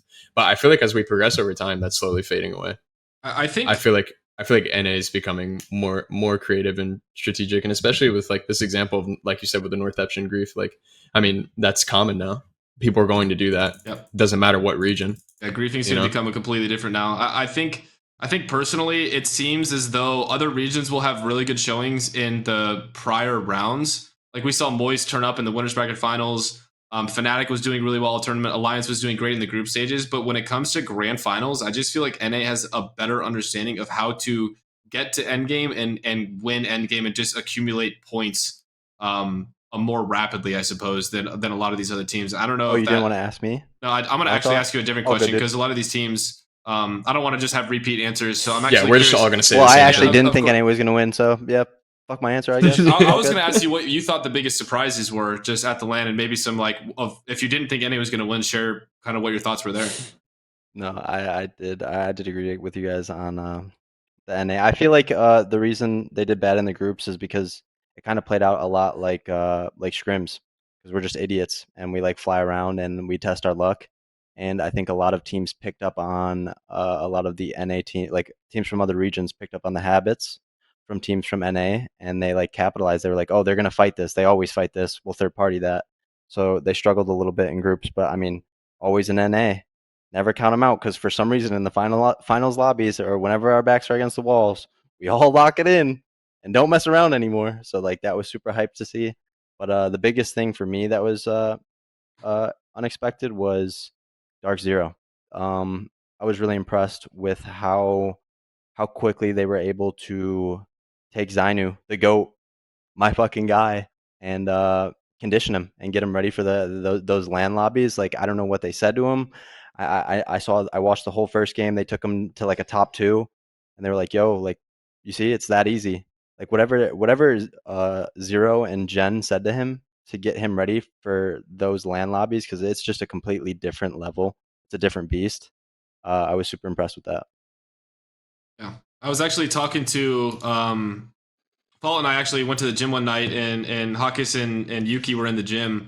I was talking to them a little bit about Enemy, because it was his first LAN, and just a little bit about Zainu, you mean? No, this was Alliance. I was talking like about, and this works with Zainu as well. Like when you have like 2 new players. You said Enemy. You said Enemy. You meant sorry. Effect. Yeah, sorry, Effect. And then Zainu, both their first 2 LANs. And you go into this, and people are like, "Are they going to be nervous? Are you going to be have a hard time? Is nerves going to get to you? What are you thinking about?" And people are always asking these questions. And for me, this is like a throwback, because when you go into your first LAN, if you're confident in the prep that you did and in your IGL, especially if you're not the one IGLing, making the calls, you're the one who's like you're the turret, you're the one who's supposed to go in and get the kills. If you're confident with how you prepped and everything that you did to go into the tournament, you should not feel those nerves that are going to hinder you. The only time that you should feel those nerves is if you go into it unprepped and you feel like you didn't put in maximum effort or 110% to get the prep that you need, because the goal for everyone should be winning. So whether you're competing at your first land or any of the lands, as long as you know that you put in the work, then you should not have those nerves, and you should just feel like you did everything you could. Obviously, you can have things left on the table with whatever happens, but they agreed with that. All these players turned up, and it was cool to see them do as well as they did. I guess Dezign. The question was, what were your biggest surprises from the LAN team wise, whether it was a good or bad showing? Biggest surprises. Honestly, I think NRG was my biggest surprise, because I feel like they were going for like an approach of like, yo, like we're just not gonna let these people know our strats and we're gonna come out and fry, and then they got absolutely slammed by the staging not having a beacon ever. Like it completely screwed over so many of their games. Like that's just one of those RNG things that you cannot expect. Like that's something you can't predict, and I feel like they definitely just got unlucky. But I'm curious if they move POIs. Yeah. Wait, so I'm curious as well. do you guys know if had they scrimmed, like they would have been like, okay, something's wrong with the POI, or was like land played on a build in which they couldn't? I mean, dude, I scrimmed because we were landing staging for one of our rounds, and even in scrims we had to play from staging a lot because the other POIs we were going to play from were taken, so we got stuck staging, and we knew within the first 2 days that something was not right. Like it used to have a 90% plus beacon rate, so either someone didn't prep enough, but we knew going into the land that the beacon spawn rate it felt like it was under 50%. And it's because of the landslide beacon that got added, and then one of the beacons by Mirage got taken away. So there's a couple of factors that went into place for you to have that information. So I kind of doubt, I feel like it'd be strange if they didn't have that information, just because I know that they have some of the best analysts and coaches over there on that squad. I think one of the biggest, or go ahead. Yeah, I was just gonna say that's just what confused me, because like just from us playing launch site in LCQ, we didn't have any practice on launch site prior to. We just chose it for the LCQ games, and like just then, like that has the same percentage of beacon that staging used to have, and you can feel it. Yeah. And when you don't get a beacon, you're like, okay, this is like what we get it every single game. So if you come from staging, like if they would have actually scrimmed, what I'm wondering is like, could they have avoided that? Because they're good enough team to go to a different POI and figure it out. But like if they had scrimmed, would they have known that? Is my question. I still don't think they would have. Maybe they would have tried to like. This is something we did because we knew the staging beacon was so bad. We had, I think it was Fnatic landing landslide. And we saw how split they were landing landslide, and this is when we were going staging. We chose to just dive on landslide and take the beacon because we're playing Loba. We can't afford to not have a beacon with Loba comp from staging. Like you can't. Like I'm not going to get caught on edge against these teams with Bangalores and Sears and Horizons. Like we're screwed if we do that. So it was game 6, I think, and we forced them off of landslide, grabbed the beacon, and we ended up winning the game because of it. Or like, I think we ended up winning the game because of it. And it was just a huge flex drop for us. And that, like, we were paying attention to that. We literally said, if we don't get a beacon, we're doing this. And we went out of our way to do it. So maybe there would have been more strategic thinking behind it for NRG. I guess. Go ahead, Timmy. I was going to say maybe if they did know, instead of like actually doing what you just said, maybe they even want to change team comps. Like I know that the whole point of staging is to rotate fast, but if they know that maybe if they know that they can't get a beacon, and that like in general, like you're playing a certain style, like you're trying to get to zone immediately and just have like literally the worst loot ever, but like maybe they would have tried something different. Maybe they would have played a different comp and then rotated in playing the edge, even though they couldn't take. Maybe they could have taken someone else's POI, like you said, or maybe they wanted to stay with their POI. But it's the fact that they didn't scrim that much, and they just had no time to really theory craft on what they wanted to do. In Sweet's defense, though, like honestly, you can't play edge from that POI. Snipe, you know this, right? Your mic cut out for me right there. What were you saying? Oh, okay. I said that you can't play edge from that POI. You'd have to get control of. You can't because of the teams Rush, around it's you. Hard. Yeah, it's not even just the loot. I mean, you can play Edge with bad loot. You just have to be smart, right? It's not like the best. Like it's bad, but like because of the teams around you, like with Thermal and Fissure, like in Harvester, even you just can't. Couldn't they just go to Thermal and try to just bug them? Because Thermal loot takes quite some time. The question is, would you allow that? Would you have allowed that in LCQ? I mean, we would be getting bullied, but I wouldn't. I wouldn't know what to do. Like, imagine. Like, obviously, maybe Dezign knows, but like, let's say they just do that. No, they just do that on. It's unheard of. Yeah, you'd have to. That's a negative rotate, and then you'd have to like go. Oh, they've done it. That's They happened. fucked us a couple times. Yeah, I've seen. They it would come before, take a but- couple peeks. TSM would come take a couple peeks. Well, that's what I'm saying though. Like, what if they wiped us? Now they're just playing Thermal Edge. It's no longer staging Edge anymore. They killed us. That's they true. took all our That's loot, true. and they're Yeah. now playing the game as if it's a Thermal. Like, if they're willing to take that fight from staging, because you're probably gonna have better loot than they do from Thermal, and you can hold height. Like you can have one person take the top. There's no way they push across. Like, it's really hard to push down into Thermal if Definitely you're aware makes of it. an but- edge like congested. Yeah, It adds an extra edge team to like a side that shouldn't have that team there. So those fights like get thirded a lot. I mean, yeah, it would be like if like the team landed Overlook and the beacon got gutted, and then they started playing Edge from Overlook. Everyone on that side of the map would just be confused, like super confused, because that is like the highlighted Edge rotate area for Big Mod, and also like launch site, and also Clima goes through that every game. Like it would just at would that feel point, just exactly fight like for that. something better. At that point, Exactly. it doesn't make much sense because Energy has done edge comps from staging and it hasn't worked out, and they've had their consistency with more zone style comps. They've run like I was watching. in They the past, swapped like to edge. MOBAs. They I swapped didn't know to that. edge. That game that ended in staging that TSM almost won. They literally had swapped to like an edge comp. It was so. I didn't even know that. It was That so sucks. unfortunate, man. Yeah, they like, didn't have their Beacon. luck that tourney was definitely interesting. It was rough, but okay. Enough about that. The last thing I want to talk about is DZ obviously won the LAN. Zero has now IGL'd wins of 3 of the last 4 LANs in the modern era. The first one, I think, that JMW when Jen Burton was sick, so he filled in. They picked up him, won the LAN. And they went back to back when Jen Burton was available. Then they got 13th at the previous London event with Sharky, and then Sharky quit. They picked up Zainu, and they ended up winning this last LAN. Also, there was a recent interview with Zainu on the Apex Experience that you can find on YouTube. I know Falloutt did that, so I'm sure if you guys want to watch that, check out what the rookie's got to say. 1 for 1 at LANs is very, very impressive. But overall, I personally would have to say I think Zero has got to be the best IGL of the current system of the modern era, just based off of kind of where we're at. You know, we've had 3 LANs that TSM wins, 3 LANs that DZ wins. I got to say Apex has got to be the most consistent BR of any BR out there that's ever been a thing, because it's really hard to have that Philip's kind of gonna be consistency. pissed. I mean, to be fair, like even after getting how IGL one- by Imperial Hal, you're gonna say that, bro? How you better one watch in out, the bro. They're gonna be in the streets on your ass. pre-era of Apex before it was where it's at now. Like, it was a completely different game. Winning early on is always different. Like, this happens in almost every video game where one team dominates really early on. They're obviously still dominating. They're obviously one of the best teams, if not top. They're easily top 3 team in the game, top 2. But like that has got to be up for debate of winning the last 3 of the last 4 LANs. I know Basically what you're saying this is is kind of after about playing- some hot takes. I'm curious to hear what people's opinions are on this whole situation. But overall, I mean, I feel like it's impossible not to give him his flowers for where things are at. I know going into champs, those two are going to have that rivalry going into it. I don't think Hal and Sweet rivalries there like it was. It's Hal versus Zero now, and it's a real thing. So I gotta just give the flowers. I agree.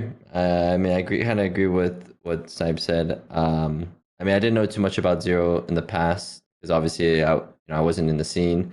I didn't know how much he played or really who he was until more recent times. And after just watching him, like, I respect him a lot. I think he is a really great player, really great IGL. The way he thinks and how he his approach to certain things is really respectable. And I do agree. I think as of right now, like, he's been winning a lot, and he's been able to win with so many like different variations of his team that, yeah, like, I think like you could put him on any team and he will still do just as good, and he'll even win maybe the next LAN too. So, I think that right now, yes, he is probably the best IGL. And in my opinion, I always think whoever wins LAN, that is the best team. You know, there's no other question. You cannot say anything This guy's about the it. average Swiss cheddar. I mean, you cannot say anything else I don't about disagree. it, right? Like you won, you beat every single person around you. It doesn't matter what the format is. We're all playing on the same format. Like why are you're gonna be like, oh well, we had more points. I mean, they had the most points. You know, in every single aspect, they won. You know what I mean? It wasn't like they got second in overall points, but they won match point. They just won completely. So I always believe that if you are the winner, there's no one else better than you, and you know, like it doesn't match matter. point sometimes takes a little bit of Yeah, for definitely sure. takes a little bit of luck. For sure, a aspect in there. little bit of luck, right? But you know, you could have gotten the match point faster. There's things that you could have done. You know, you could have played better beforehand to get those extra seeding points. Like there's a lot of things that build up into match point system that you know you have to take consideration. And I truly believe that team right now is the #1 team. And Honestly, I couldn't really hear Snipe that. Like I heard like a little bit of what you're saying, but like basically what you said was after playing under Imperial Hal and having him as your IGL, that you don't think he's as good as Zero, who you've never played under and you respect and think he's like the godfather of Apex. Is that what you said? I said in the modern era, Zero's definitely got the advantage in terms of where the game has evolved to, because it's a lot different. Back. How do you think TSM fans are going to take that one? I don't really care how they take that one, to be completely honest with you. I'm not really, you know, that's not what I have to worry about anymore. I got to worry about my own team, and you know, it is what it is. I'm just speaking from context. I think what Timmy said is actually the biggest thing here. Is it's not like some of the previous wins that they've had like early on where, you know, they were maybe like the 5th team on match point and then they won the game. You know, they had the most points in the whole tournament and got the win on the last game. So that right there speaks volumes of the ability to slay as well as get the win, where in the past it was kind of like get to match point, then hope for the win. And they have that slaying power on that team right now to match up with what TSM has as well. So it's just a fun rivalry, just a fun topic to kind of talk about a little bit, because there's always going to be bias in the scene here. Yeah. I actually have a question for y'all three, because I personally have no idea, but how is LAN? I mean, like what should I expect in LAN? Like I've never played it. Is the vibes different? The nerves, like, or watch out, guys are like scratching their junks and stuff at their setup. Dude, Sykes that's what we should talk about, man. Yeah, that guy went. Yeah, do we have that clip? No, I'm kidding. Sykes' whole arm was in there though. That was so funny. Yeah, I was like, dying laughing. Like, what's the temperature like? Is it hot? Is it cold? Like, you know, like what should I expect in this upcoming LAN? And like, how much different is it from just like regularly playing on like my setup? You know, like is the volume's ass and I literally can't hear anything? Can I like when the crowd's, you know, cheering, am I gonna start getting nervous? Like what you know, I know everyone is a little bit different, but it is here. It's cool to hear like your side of the actual like LAN. You know what I mean? Like your POV. Yeah, I mean, I guess I can kind of answer this from the most recent LAN. The setup for me, I don't know if it's what I'm playing on, but it was the best setup I've ever played on. Like my game it was the only thing installed on the game. That and TeamSpeak were the only 2 things on the whole PC. I had 0 frame issues, 0 stutters on anything. The headphones were the best headphones. I actually had audio for what felt like the first time in Apex, and I instantly threw away my earbuds I was using at home and bought a nice pair of these like IEMs that I'm rocking right now, because I just felt like I've been playing on such a disadvantage. So the equipment was what felt like top of the line for me. Did you put like headphones over those earbuds? No, so they had well, I just threw away my earbuds because that's what I'm using at home, and they were crap in comparison, because apparently the headphones they use on LAN are headphones they use in like fighter pilots, or like you can't like buy them commercially. You still can't hear shit. They're not when the crowd's they're like yelling. $1,000 or more for each of these headsets. Like the audio was incredible when you have them on. They're really tight on your head when you have them on. You don't hear the crowd. Like, I hear when TSM's you don't fighting. hear really anything. Sometimes when the crowd erupts, obviously you hear that, and so it gets hype. And especially after the games are over, like if your team wins a game, just take off your headset and just live the moment, because the eruption of the crowd, because It engulfs you. That's one of my favorite things about the Apex fan base is some of the like the Dreamfire fans and the TSM fans and some of the fans, like they're just cheering for good Apex. If their team goes out early, they don't just stop cheering. Like they'll continue cheering just to watch good gameplay. So I mean, I think I saw one guy in the stands the whole time with a FaZe jersey on, and that was on Friday, and I don't think I saw him again after we dropped 4 0-point games to start the tournament. I think he just like ripped the jersey off and stopped wearing it. But yeah, everyone was still supporting it, and it's just a surreal moment. So I kind of like, especially infectious for sure. Especially when you do the walkdowns at the LAN and they introduce all the teams. Like they had practices for those that I didn't want to show up to because I was like, I just wanted to live the moment when it happened instead of like prepping for this moment. I was like, just let me walk down the stairs. I'm high-fiving everyone in the stands. I'm coming down like I'm walking out the tunnel. So it's just a moment. Just kind of take some deep breaths, live it in. Get some sort of regiment, whether it's like makes you eat X amount of time early. Like I have a specific regiment that I do, but everyone finds their way. Just make yourself comfortable and honestly just live in the moment because it's great. And as you can see, you know, we have the Sykes clip here. He's living in the moment after they realize that they qualified. You know, they're good. Oh yeah.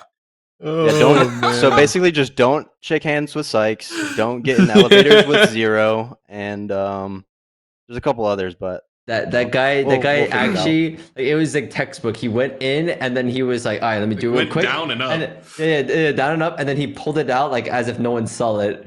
No, he hit this too. He hit the clap like job successfully done. Good job, guys. Good job, no good, one good saw job, me. guys. Fist Job bumps all done. around. He just high fived himself. That's so funny, dude. But about like, I don't know. I feel like it's really hard for me to say anything. The last LAN I was at was like almost 4 years ago. So, and if you remember, Snipe, like Poland was like, I don't know. I feel like that was a LAN for the players. There wasn't like that. You guys are describing to me this feeling where like you can hear another team being cheered for, but like people, like teams didn't have fan bases like that back then. Like of course TSM had a fan base, but like there wasn't enough people out in Poland for that to like be noticeable. It felt like it too. Yeah, no, I mean, I think there's, I mean, how many people would you say were there, Snipe, on the I mean, sitting in those plastic chairs? Maybe like 3,000, like total. Maybe not even that much. That's no really spectators, high. people who purchased to get there, dude. I'd say probably hundreds. No, it's definitely more than that. I mean, I'd probably say like 500 to 700, like total of people. Yeah. Maybe 1,000 max. But it was pretty enclosed and like I mean, I don't know what the venue's gonna look like because we're in Birmingham now. We're not back at the Copper Box Arena, which is what we were before. But sick. if it's anything similar, like it was sick, dude. You're like in an auditorium, stands filled out, all the around. new arena the looks sides. sick. I was looking it up. We're at Resort World, right? Isn't the main Resort World in Vegas is just insane? So I would assume that it's gonna be insane there too. I didn't know that. There's pictures somewhere. I was literally looking at it right after they announced it after the last LAN, and the venue actually looks insane. I heard like the city's not that crazy, but that's sick. There's like pictures That's of crazy. inside. You got to like look up like Resort World like venue or something. I don't know where I found it, but like it was like diagram. Like blue Sick. lights everywhere, dude. It looks so fucking cool, man. The Yeah. venue looks insane. So. I'm excited. Yeah, so that's so different from Poland. I mean, I attended North Carolina, like the champs then last year, right? That was last year? Yes. Yeah. So I attended that, but like, I mean, spectating is a different experience than playing, obviously. So, my only frame of reference, really, I would say, is just being on the analyst desk, and I was scared shitless. So I was so scared. I had never, and also, if you've been on the analyst desk, you hearing yourself really fucks you up bad, like really bad. I don't like. I couldn't deal with it. Like, I would never do. Just because of that experience, then I would never do that. And like I had so much respect for them after that. You hear yourself, you speak, and it's like you hear yourself 3 times because you're speaking, and then you hear yourself, and then it echoes a little bit. And like that was so like rattling for me, and I was also like super scared because it was my first experience doing that. So that is I would say not even playing, but being on the analyst desk is my best frame of reference to that. And I'd say like, yeah, it's scary, but I mean, it's just like when you're at home, you sort of lock in, you become immersed. And like nothing else matters to you besides validation. Yeah, you know. I mean, for I guess like the last thing I kind of have to ask is like the caffeine, you know, like that you drink throughout. Like obviously, I drink Red Bull and I, you know, like pace myself, but like, you know, when you're in like the nerves and everything, do you think having too much caffeine is actually a bad thing? You know what I mean? Yes. Like it's actually like unable to play because you're so caffeinated and the nerves are happening. I think my personal adrenaline is pumping when I'm at events. Like I need a couple sips of some sort of energy. Maybe I usually have like a coffee like 3 hours before I play, and that holds me over to get there. But once I'm sitting down, like my adrenaline is already pumping pretty hard. So, I mean, maybe pick one of the days that you don't play all day because you're going to need more caffeine on those days. I don't know how much your normal caffeine intake is. Like, it really is going to depend on that as well. So I have maybe one coffee a day, and that holds me over. So To be honest with you, dude, water will do you just better. Just drink water. Man. Stay very hydrated. Hey, like Bobby Boucher, chill out over there. I mean, I have like, bro, give me some of that blue liquid or whatever he's got because that keep me goated. Some of that glacier freeze, son. Yeah. No, I mean, like, oh, There wow, it is. that's insane. And you look so sick. Oh, that's sick. So See, I would just love to see every seat filled. That would be awesome. apparently, Beamic just messaged me and said that there is Insomnia Gaming Festival going on at the exact same time as our event at the venue. So there's going to be a lot of extra fans, and I've had this happen at like some of the PAX events in Halo. A lot of these fans bleed over into the stands, and they're going to want to watch and just be a part of that like electric environment. So if there are that big of stands and seating, I wouldn't be surprised if they end up opening the doors to fill up the venue and do something like that just to get it more intense, which is only going to make it even better. That's what's so cool about Apex recently is that like I feel like you can have never watched Apex, and sometimes, you know, of course it's hard to follow. I mean, when you're in endgame and there's a cat wall and there's bang smokes and then there's a bang ult and then there's a seer ult and then there's a gibby ult, like, yeah, you're not going to be able to follow as someone who's never watched it. But stuff like that experience we had last champs with Pulverix, like stuff like we've had with team when they were Team Burger, like any person who just walked into the event, never watched Apex, will definitely find their place and find their favorite team. And like that was the coolest thing for me in Raleigh to perceive, to There's so many spectate. Stories that happen. Yeah. I mean, like any person that walks in can just grab one of these teams that are just in the middle of making that story. Every land, a different story happens. And be a part of it. A lot of them. Yeah, like that's the coolest fucking thing. And like we're gonna be two teams, Dojo and DNO, that attest to that. You know, as people fill up that stadium, there's going to be people who like find sort of their right team. You know, some people go to lands and are like, I rooted for this team, and by the time I left, like I was in love with this team. Like this is who I want to watch forever now. Well, and then, you know, go ahead. I was just saying, a lot of that comes from just players interacting with fans as well. Like, I mean, they had a lot of booths set up at this land where 5 teams would be at these signing tables, and they would have like Apex or EA, whoever laid out these posters to have all these teams signed. So you would start down the line and you would get, 15 plus signatures all right there from some of your top teams. And then just the way you interact with these people, interact with the fans.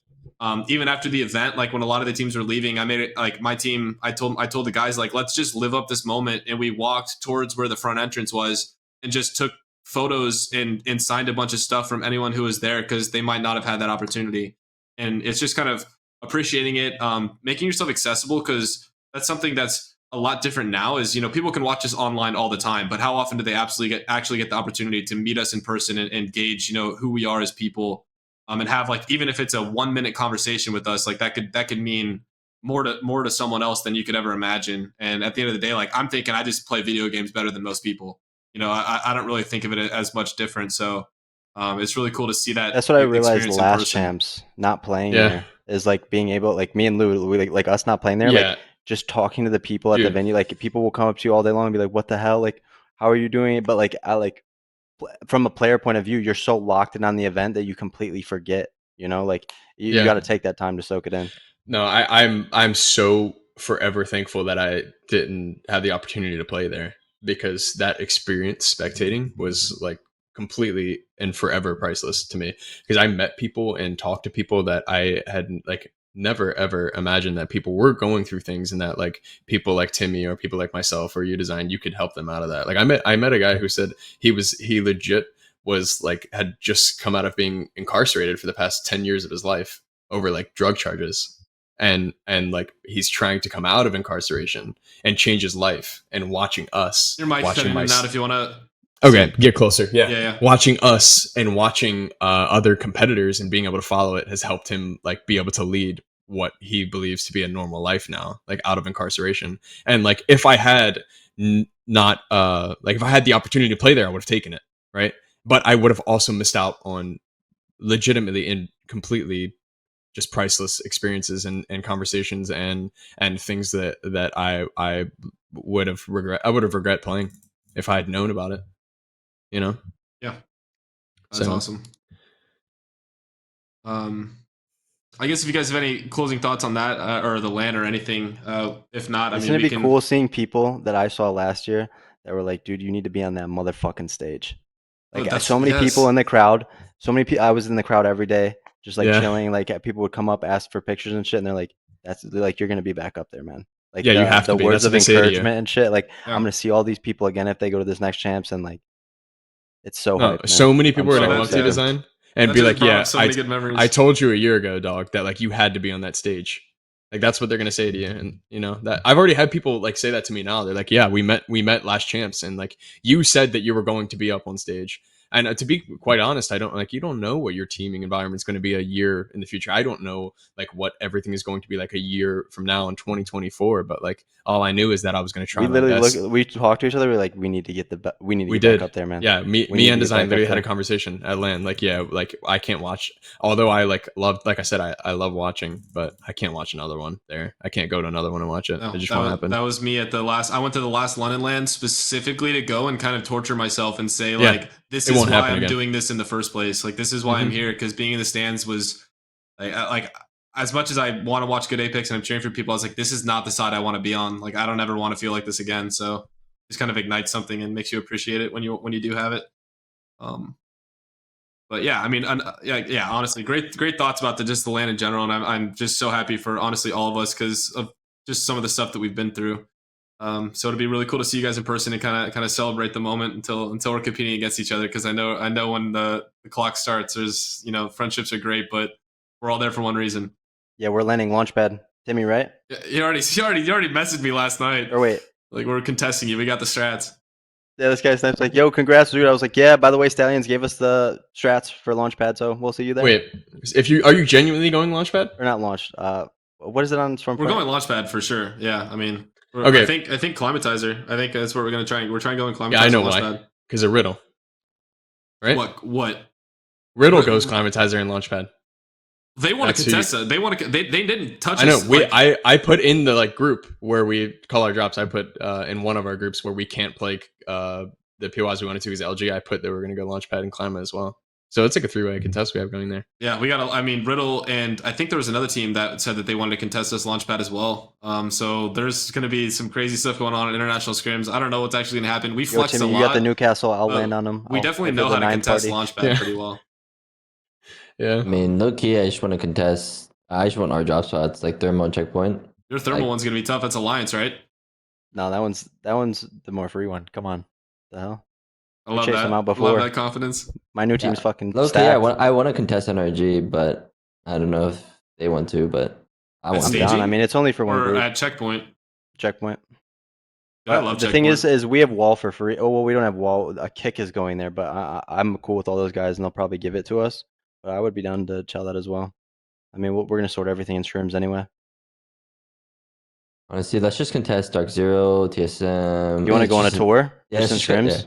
Just to build up the confidence? I'm down. Yeah, it's like one of each. You know what I mean? And then we figure out which one. Test the waters? Which one is more likely to be like one on, and we just drop on them randomly. I mean, we'll call speed running us. We'll just be like a successful knocked dude. Knocked him, like got hella hate for dropping on everyone and dying. Oh, that's crazy. I think that would have actually worked if that first game didn't DC and completely fucked their strategy up. I think that I don't think they would have found an insane amount of success, but like I feel like it would have worked better than it did.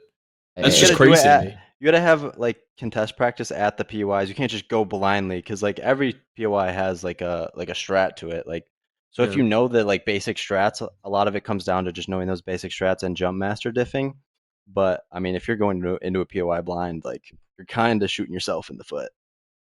Well, they didn't go in blind. They practiced, and they knew that they were going to like have to flex that first round. No, they went to a bunch of ones. I know, but So, first, what I'm saying is that what sucks is that first they went to barometer to catch that team off guard, and they won the contest, and then the game yeah, the restarted. restart. Mm-hmm. And I mean, that just doesn't that just Stopped like the ruins your confidence. that just ruins it all. Yeah, Yeah. I mean that shouldn't be allowed. I don't think. Yeah, they that should have should be just a thing. paused it. They should have paused it. Yeah. Why did they restart it? What was? I didn't even know that was a thing. Was it man. Command Center? I think yeah, it was. I think the audio It's on the one of command the That's center. games. ridiculous. Someone didn't even lag out. Like no one even lagged out. I'm pretty sure. That- And it was I that kept one. asking. That's Nobody insane. lagged. The first game, I mean, that is just like that is audio was completely just not unacceptable. synced. Bro, I kept asking for reasons. I was like, give us a reason as to why these restarts are happening. Like, if someone's crashing, that's one thing, but like, I wasn't hearing anything, and everyone was Yeah. typing in the chat about what the crashes were about or what the restarts were about, and no one was saying they crashed. I mean, it could have been a language thing for all I know, but I mean, it didn't seem like it. It felt like it was a command center thing. Well, the thing is that once someone dies in the game, if you restart it after that, the entire 6-game series have been competitive. Like their competitive integrity is completely gone if someone's died and the game gets restarted, because you make so many micro decisions throughout a game that one person having another shot at playing the next game completely just changes the trajectory of all 19 other teams. I kind of that's just threw a not fit fair. about that because I mean, if restarting a game right away is fine, but we were multiple minutes into a game. Like we were pretty deep in the game. We were already rotating to zone and everything. Yeah, it's just not fair. It just isn't. It shouldn't wasn't be happening. because then you think about getting beacons, not getting beacons, the percentages there, and like how much it actually affects you. But Yeah. I guess we can kind of talk a little bit about just all things Apex right now. I think this is one of the biggest things that we do on this stream is just kind of talk about just the state of Apex and kind of where we're at with the game right now. And everyone usually has, you know, really positive things to say about the game. But if we were going to look at changes that could be made, whether it's rank changes or ways to get more people to play the game, because the player base has been falling for a pretty consistent amount of time right now. So if we could just get some thoughts from each of you individually about like where your head's at with the game, what you think you could or what could happen for it to be more enjoyable for just like you specifically. Because we have seen a large pull away of almost every one of the content creators that play Apex from streaming as much as they have been. Maybe not Dezign, he still plays a lot. But, you know, I don't mean to shift the attention off of it at all, but I just have a question for you. Have you ever talked about like org stuff on here? And are you like you're cool with that? yeah, I'm totally Like org stuff, as in like the revenue split and stuff between like the like. I haven't talked too much about like I only know so much. I know. Like, I mean, yeah, you can bring up anything you want to talk about, and we can, you know, I mean, because it's extremely relevant to like we've just now proved, I think, for the first time, and the developers see that now, that without competitive, this game is not like going to be as popular as it like they believe it would to be, because of like console players and like you see that, right? Like the what was it, 500,000 watching. Yeah, I think it was 500,000 concurrents. Yeah, around there. and then when we have, you know, like 1 million masters, we have like 20,000 people watching it, and so it's like apparent now that competitive is what fuels people at least watching on Twitch, right? Wouldn't you say? I mean, I would say that as a competitor and as someone who's been in the space, yes, I think we drive majority of the traffic to the game. Mm-hmm. But I'm trying to think about this from the other perspective. As like the owners of the game and the people who make the game, you don't want to give that kind of credit. You don't want to like pass that kind of credit off as if that's what it all is. So maybe there's some it's ego not all that, right? Like, of course, it's not all that. No. But I think there might be some ego there that's kind of getting in the way of their wanting to be an extremely mutually beneficial relationship. Right. Yeah. Well, I mean, it's always been an ego thing until it's became a numbers thing now, and we see that in the legit least popular rank split we've had so far, that when we have competition during it, it carries the game, you know? And so it's not just an ego thing as much as it is now, like everyone, it's available for everyone to see, rather than people just being like, oh yeah, the competitive scene carries it, but not having anything to back it.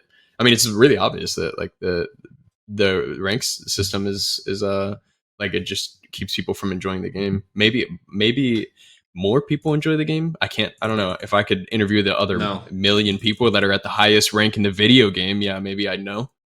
But I mean, for me personally, because I play multiple games and I play multiple rank systems, I do think a rank system matters because, like, I mean, every game is gonna have like, you know, Smurfs, cheaters, etc., which is always the problems of a rank system. But an actual really good rank system where it feels competitive. It feels like I'm versing somebody who belongs there, and I want to get better because this guy is better than me in this moment. Like that fuels a lot of people, and that's really enjoyable. And I think when it gets too easy, it makes no sense. Like the whole point of Everyone hit masters and just stopped. Yeah, look at this Yeah. chart, dude. Everyone just hit masters and was like, all imagine right, that many well, now radiants I in wait. Valorant. Exactly, It's yeah. just not.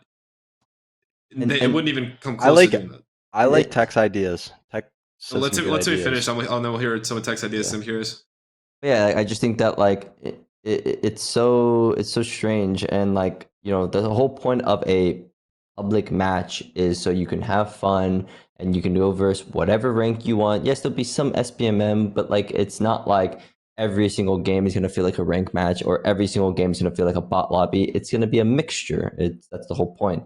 And to play rank and it feel like bot lobbies or not people who belong or even close, it just starts getting very dull very quickly. And I don't think it's very enjoyable for anybody, whether you're at the highest rank or lowest rank, because it's just you're cruising through. Yeah, you get this badge and you're like, oh yeah, I'm the top rank. Cool, that's great. But in general, do you really feel accomplished when your skill level isn't even close to someone else's who is the same, even though same rank, it's just this person is 10 times better. It just feels like participation trophy style of rank system. I think it is kind of what we all can agree on. I mean, I don't know if you guys are on the same page as me, but I would always be willing to wait a little longer in queue times to match with better players if there was a more rewarding system. I used to do this in Halo 2. I would wait 30, 40 minutes for a match. I would never want to wait that long. Again, that's way too long for a match, 30, 40 minutes. But I mean, I would add a 5 minute. I would do a 5 minute queue, no issues, because right now it's just insta queues with master players that have never been past gold in the past. And I mean, it doesn't feel right. It doesn't feel like I don't get dopamine from playing ranked and dominating rank lobbies like I would if I was playing against other pros during season 13, when it was just you would get hype, you would want to 3-stack with certain people because you knew it was going to be tough. So I definitely think we're all on the same page. I do think that the time limit should be at least for a BR 3 to 5 minutes, and then once it gets past a 5 minute, that's too long, and then you just open the flood and fill whatever you can. Because I wait 10 minutes for a Valorant match. At least a Valorant match is confirmed 13 rounds, you know what I mean? Unless it's a full stomp, which is never going to be like that majority of the times. So 3 to 5 minutes for a BR, and then getting down, actually playing the game. Yeah, you get stream snipe cheated on, which was the problem back then. But I feel like the cheater situation is, a lot better actually. And maybe the stream sniping situation will still be there. But at least it makes me want to try a lot harder in the next match because I know I have to I have a 5 minute queue waiting right behind it if I insta drop and die. Yeah. Wait, I have a question. I wonder what you guys think about this. Why is the cheating situation definitely way better? Is it because there's no point in cheating? It's because it's not hard. We just got better at hiding it. Well, we just got better. Yeah. I do think it's because a lot of the player base can get it now on their own. Why pay for someone to? That's what I'm saying. There's just no point in cheating anymore. Yeah. Why pay for a boost? Why pay for cheating? You would boost for pred, and it's impossible to do that now with the amount of time. Yeah. Yeah. It's just pointless now. Yeah. That's Where right now to get masters, you just sit in a tree. You're chilling. I just got the image of what you were talking about, the Tech's idea for the rank changes. Yeah. And if we can pull this up on the stream, I definitely think this is something that we could talk about. I think it keeps everyone happy. I just skimmed over it, and it sounds really good. You have to almost get past gives the that initiation of participation where it is. Diamond shouldn't be matching with pred players. I think masters, with how many masters players there are, there's enough. So kind of read this. Keep the general easy rank system the same. Introduce a challenger queue that requires you to be masters. In the challenger queue, you're subjected to the competitive and harsh rank system from season 13 that we just talked about. Top 750 players in challengers queue will receive the pred badge, while top 100 receive the final boss rank challenger. this could also be like the whole ranked reward system that we talked about, where like if you end up in that top 750 or top 100, you receive something from the game just to kind of congratulate you for your accomplishments and putting all that effort in, because that's obviously a time commitment. You know, I salute him for continuing to put energy into this, but like you can't say anything right now to make me believe that like It's the only way to keep people like even like the casuals happy though, because once they put the whole reason that the casuals were pissed when we got that season 13 rank system was because they had masters before and they're like, what the hell, I'm gold 3 now.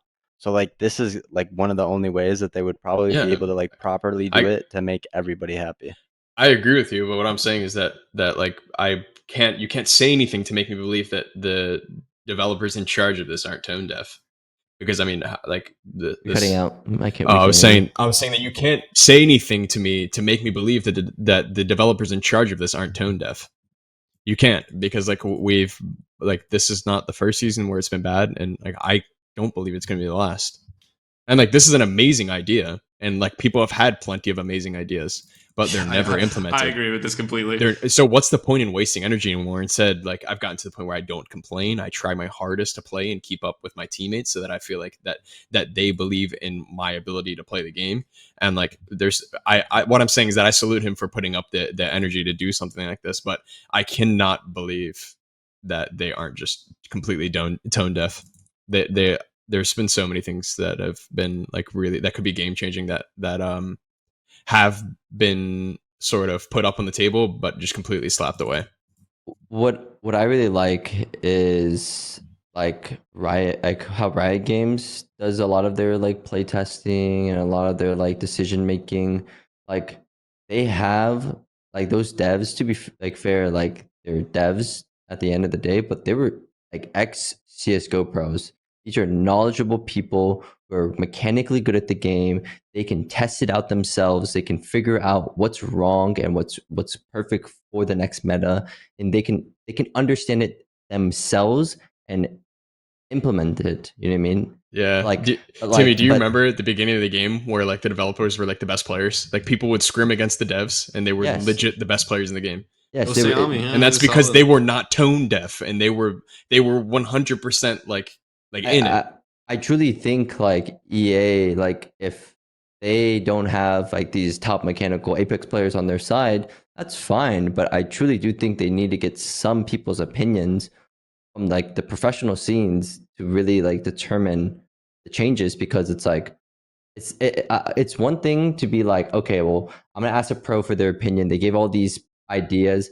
Maybe some of them are fucking crazy. You know what I mean? Like, to be fair, I like to give crazy suggestions, crazy ideas. Like I talk to them too, and they don't do it, which is fine. I understand why they wouldn't do it, because I'm asking for a lot, because I want big change. I feel like big change is a good thing, because it's like it allows you to see something that you've never seen before. It's new, it's fresh.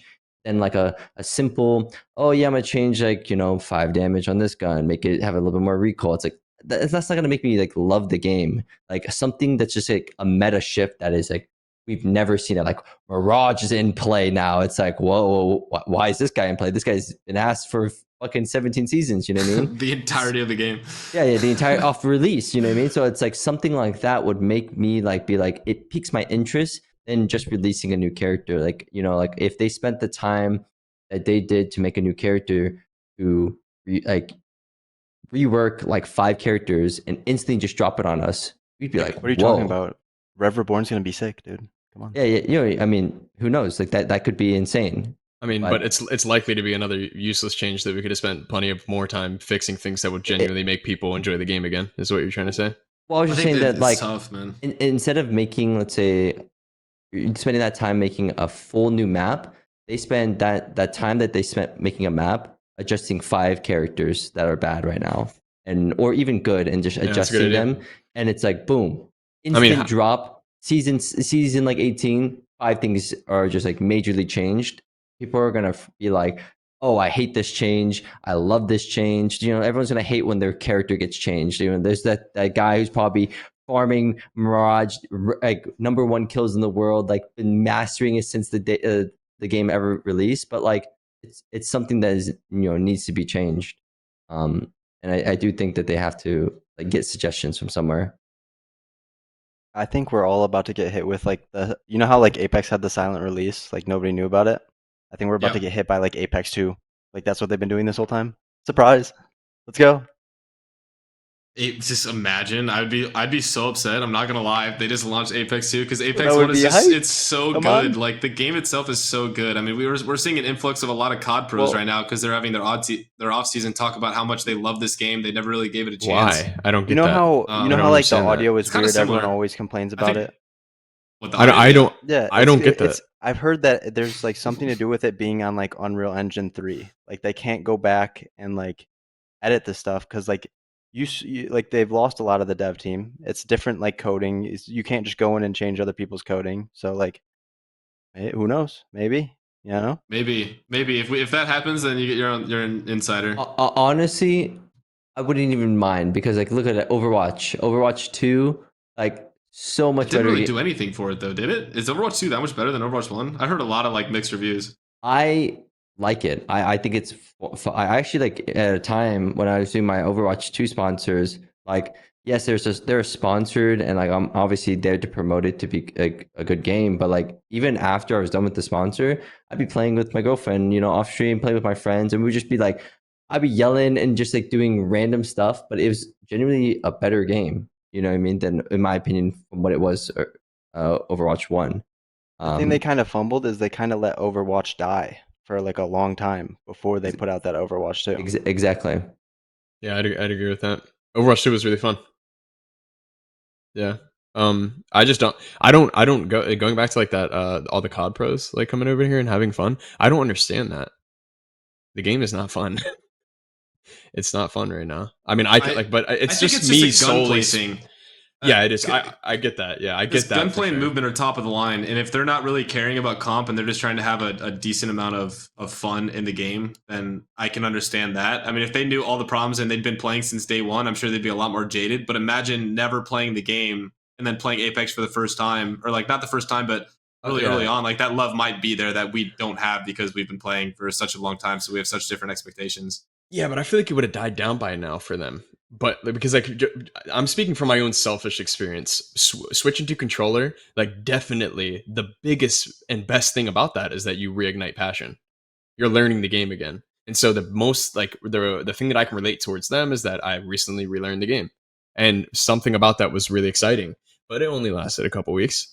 So like Yeah, you're when I seeing swapped them. to linear, I had the same feeling. I was like, Really? oh, this is new. Yeah, I have, it's like, so I'm- new. You're I learning the just game switched my again. sense too. It's the same for me. I feel like It's I so streamed fun. 8 hours yesterday. It's the first time I've streamed that long in like a year. No, You're it's sitting there, dude, you're it's seeing the fire. It's progress insane. every hour, and you're like, Yeah. this is sick. I'm like, oh, this is kind of nice. This is kind of nice. Like, Yeah, but- it puts things into ignition for sure. Like you like love the game again. But like I understand that, I get that, but I just can't imagine playing like they're playing pubs all day every day. I don't even, have they even touched rank yet? I was playing ranked earlier today with Shotzi actually, and he was just asking me a okay. bunch of questions about the game, just Cool. kind of like learning the game a little bit. But Yeah. This game is amazing. I don't think there's another game out there that can fulfill the like passion in this game. You know what I mean? When you are just so locked in, it is amazing. But it's so hard to get locked in, especially like right now with how like bad the system is. You know what I mean? Yeah. It's just like it makes me angry that like, you know, we all give our like our inputs of like how to make this game better, and it just like takes either so long for it to happen or it just doesn't happen at all. And it's pretty just like, it's sad because it's like you want to play because you know that like how high like that feeling will be. It's just not there. See, This game allows for such high outplay potential, like plays that That's why I like fell in give love you with the it. greatest satisfaction. Like, there's Yeah. nothing like it. To think, relate it to hold up one second. I'm sorry, Yeah, I'm go going to for cut it. you off, but just No, real please. quick before we like veer off, to relate it to this podcast and like why all three of us are on it, right? The literally, what was LCQ yesterday? It was yesterday, yeah. This guy forgot already. No, but I can't. Sheesh. Yeah, but LCQ, that feeling in that last game for the both of us. It's not like we went out in 20th place and you guys got first, and then we just like just scooted by. Like we were both in the end game, and that was an exciting feeling for both of us, right? I guess I could see that if like the COD pros and all the people coming to the game are experiencing that type of high off of like pubs or ranked, then I can see it. because I experienced that from ranked at one point. Like there was a point in this game where I experienced it from ranked. That feeling of winning, or that feeling of things being close. You know, that feeling that all three of us had yesterday. Have you played a ranked match since yesterday? I haven't, dude. I can't. have. Yeah, it's not. It's nothing like that. I didn't even think about it. I was like, dude, there's no way I'll ever be able to match that level. It's like, not right even now. a fraction of that. I'm still riding that high from that match. Like, Yeah, no, that high is just insane. Like, it's no other feeling in the world is like it, and there's no combination of words in any dictionary that can describe it.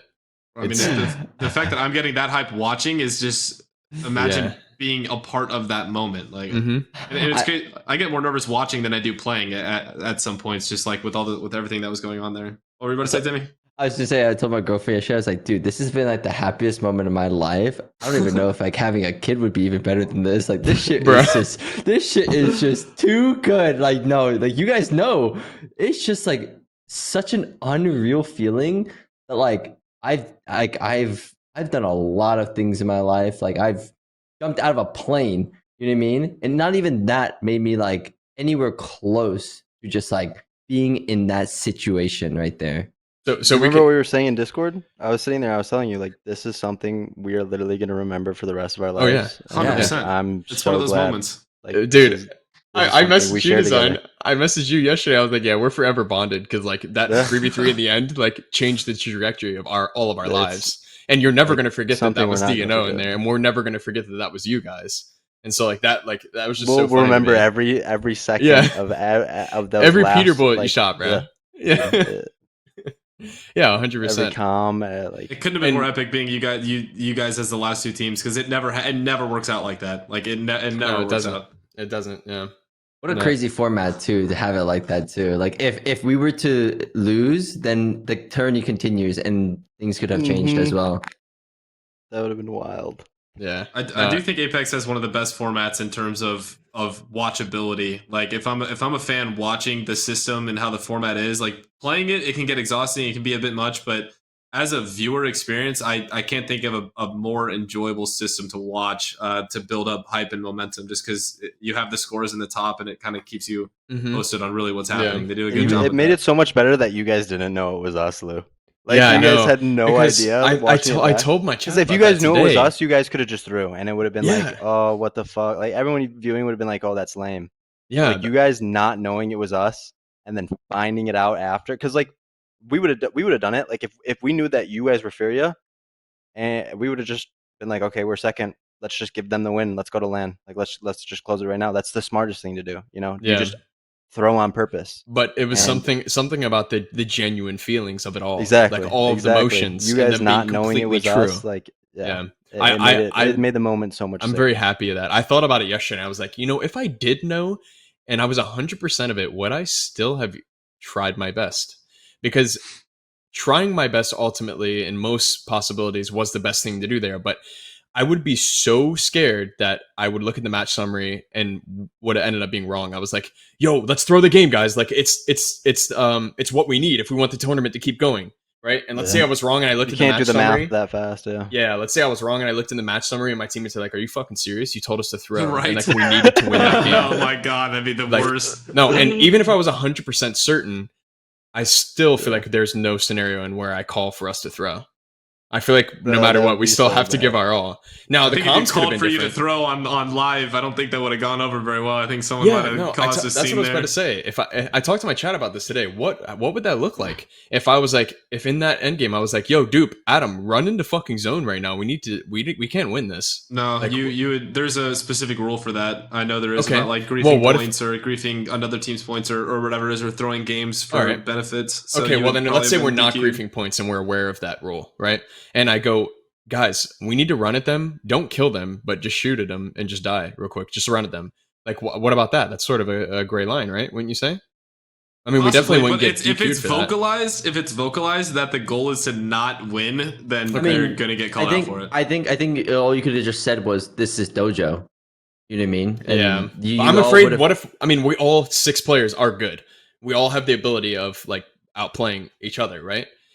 If you put us in an arena and we fought 100 times, like a couple times out of those, Design's going to 1v3. A couple times out of those, Timmy, you're going to 1v3. Enemy's going to 1v3. A couple times out of those, every player on each team is going to 1v3. I would be terrified if I was certain that we needed to lose that and I didn't vocalize it, and then like dude pops off, and I'm like, shit, what do I do now? Like I could have just told them. You know, that's why that situation Dupe already is down so... to us. You're like, yo, Dupe, chill out. Yeah, chill out, bro. Like you're going a little man. too crazy, bro. Calm down. No. You could ghost calm. This guy's just giving him miscomms. He's like, Yeah. no, he's full health. Don't push that. Yeah, behind you. It's like, Get an armor swap over there. Yeah, Chill. exactly. That's what's so interesting about that 3v3, and I don't think that's ever been seen. There's been stuff like I remember when Kungarna won when Anmu and them were Kungarna. Remember? I remember in that game, and this has always been so crazy to me. Anmu explicitly screams, "Don't shoot that team. Let them push. It's in our favor. Don't shoot that fucking team." And this team sprinting in the open up a hill, and pushing a team that they need to die, and he's screaming, "Let them kill them. Don't push them." I don't think any other game has experienced something like that before. Yeah, because it values them a lot. Like, you know, if you were to shoot them, it's another good example of like there's a duo underneath you and there's like a trio in a trailer. You know what I mean? Like, yeah, you can go wipe the duo underneath you easily, get the 2 extra KP, but now you have to take this 3v3 fairly. But why would you want to take this 3v3 when you could just let them fight each other and just third party it? It's like that same concept, you know what I mean? It makes the situation. It'd definitely be a lot more controversial in like that top 2 scenario though. Like knowing that you're both making it if you let that team win. Like it would definitely be. It would definitely be like kind of like, oh, like that's kind of lame ending. But like, you know, the whole purpose of us, you know, competing and the whole like, I mean, it's can't blame the players, blame the system. You know what I mean? Like, we're all trying to get there. You know what I mean? If that's what allows us to both get there, and you realize that, then that should be it. I would have understood. I mean, maybe you don't even vocalize it. You just go run and die and don't say a freaking word. And then, but that's my point. What if my team 2v3s? Yeah, exactly. I'm devastated, and especially tell him to play your knockdown, and then just don't give it to him. Don't give it to him. Yeah, like I don't know. Like, oh, my controller died. Yeah, exactly. Something, my bro. Controller unplugged. No, but it's interesting because what would you guys have done in that situation, Timmy and Dezign, if it was the roles were swapped and you knew is what I'm saying, and you knew that we were the team that needed to win? I watched both your POV, Fear POV. You guys weren't paying attention at the Filthy at all. That's what I said earlier. You guys killed Furia so late in the game. Like if we were in your position when we killed Furia, I wouldn't leave it up to chance. Like. Yeah, like I paid attention to the kill feed at literally every single second, right? Like I made sure. Balled out. Yeah, but okay, I didn't watch your point of view of the last game, but was it a action packed game for you guys, or did you guys hold an edge the entire time? We waited in Storm, and then we literally came outside Harvester at the very last second, and then we ratted a guy who was holding their back from E8. Okay, that sounds fun. But we shuffled everyone in towards you guys from Monument. So our game was fighting the first place team going into that game with no loot, and they had God mod loot, and we knew it was them, so we had to win the fight. Stallions. We literally had to win that fight, and that was the fight that if they had won that, they'd be going to land and not us. Dude, I watched that whole fight go down. They had every advantage in that. They burned all their utility. You guys didn't have very good armors or loot or anything. I think that came down to a confidence difference. I am telling you, I watched that POV. Senox, the way he played that was fucking terrible. No. It was the way he slid off. It was perfect. No. The call to go down was good, but the way he fell down, he was like completely useless. You guys popped off. Like you guys won that fight. No. See, this is where your perspective. Lou got beamed to the I didn't do anything. I did maybe 100 damage in the fight. Whoever was on the top hill. Maybe I'm getting the names wrong, but whoever slid off. I think you're talking about me. I think you were talking about Lou because Lou got ripped in the side, and I thought it was done for. I thought they lost the fight. So I can't say that I did this intentionally, but me doing this ultimately won us the fight. I slid into them, died to them all, and all of them had their backs turned to Dupe and Adam, and they just killed them for free. Gotcha. Yeah. Okay. Maybe it was you, but yeah, whoever just died. But the call the call to go down was just so perfect that they did not expect that. That was me. Yeah, that's what I'm saying. I'm not saying that I played that well, but I'm saying that because of the difference in confidence and the difference in composure between both teams. It's so interesting in Apex. You can almost look at a team in the way they're playing, and you can see the confidence, or you can even see It's them the be fear skittish. we were talking about. Yeah, you can Yeah. see the fear in their character models, bro. Exactly. Yes. You like, I the fact saw he that in them. peeked You, yeah. I knew that they'd be coming in from that side of zone. And once I known that and I saw that that was them, I could see that they were scared and that they were scared to choke that game. And so I literally screamed at both my teammates that we need to ape this and we need to win this if we want to win the fucking game. And I literally aped, instantly fell over, and they cleaned up. But I could tell immediately that not only it was them, but that also they were fucking terrified just by looking at their character models. I didn't have to hear their comms. I didn't have to see their faces in real life. Literally looking at the in-game character models, I could tell that they were terrified, and that was them. When they burned all their utility and didn't keep pushing off of that. Yep. I was like, this is the moment that DNO has to capitalize on, because you can't let them just reset and do the same thing again. Like you can't. They have especially not with our loot. Like, we didn't have any loot at all. You had dude. to fight that, and then you got all the loot, and you guys were in prime time. I was like, dude, if they win this, they could get it could be like a 15, 16 kill win if they win this, because they're still fighting their way in from edge. And there were some other teams around you, so that was really fun to watch. Phony and I were freaking out, and then obviously we saw you two guys at your two teams at the end, so it was pretty epic watching it come down to that. I remember I was like, bro, DNO doesn't lose it, but doesn't know it, but they need to lose this fight. Like it's over.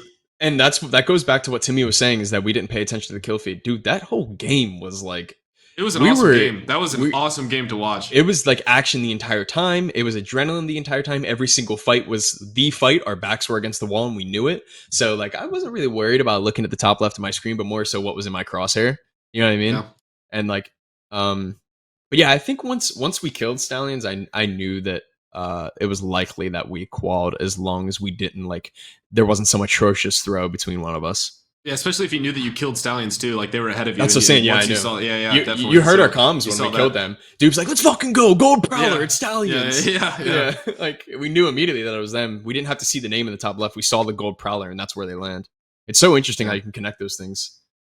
I love that. I love how it's so we all understand it. You just look at a player, you see how they move, and you instantly know if that's a good player or not. Yep. And dude, one of the most Timmy, one of the most people for years. One of the most earliest and most recognizable examples of that is Monsoon. I feel like Monsoon, with the way he plays, that I could always tell just by his strafe that it was him. You know what I mean? And then also with the introduction of different metas and stuff, like with Gibby meta, you could almost I could go 5 for 5 if we saw a team here and then a team there. I could tell who it was off of their skins and the way that they threw a bubble or the way that they bubble fought. You know what I mean? So that's really interesting. Even just loadouts, exactly. You just know. I mean, like you said, that we should have known it was you guys off of the fucking Peters that you guys had. And if it was a wingman, you would have been like, yeah, Dezign. He's the only person that runs his weapon. Yeah. And so the random skin shit doesn't even matter anymore. Like all of us have been playing this game so long and we're so veteran that we can what we found out was if you change your character in the other lobby, in the main menu, you can inspect. You can inspect in the you can inspect, but if you go change your character, and pull Rev up as the character that you're playing, and then load into the lobby, GG's. It shows when you inspect. It shows you on Revenant. Giving strats out. Ooh. Whoa. Okay. All right. Listen, guys. Nobody should know though. Nobody should know. That's so stupid. That's cheesy. This went longer than I expected it to. Something we do at the very end of the show. Gonna wind it down a little bit. I just want to get some closing thoughts from each of you. This could be something as simple as just thanking your fans or shouting out some people close to you, or just saying anything you want about Apex, whatever it is. But we'll just go down the line from left to right, and kind of I'll let you guys head off for the night, and just let you know that we appreciate your time. So we'll just rock it off with Timmy to start. Yeah. I mean, I appreciate you having us on this podcast I've done. Very cool podcast that you have going on here. And, I just want to thank, obviously, my teammates. I mean, they were the only, pro players that actually felt like they gave me a chance. Everyone thought I was just shit. And, I'm mechanically there, but just decision making and it was just not there. And they actually gave me that chance to really prove myself and learn to get better. I obviously want to thank my supporters, because they're the ride or dies. They're the ones who always root for me, always want to see me succeed, bring me back up whenever I'm down.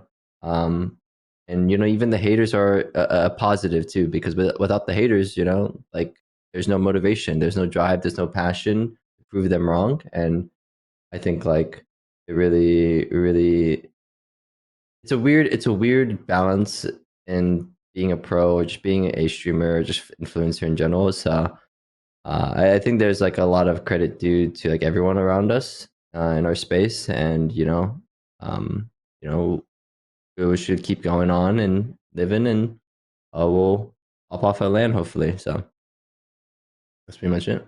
Nice. All right, Lou, you're up. Thanks. Next in line. Thanks.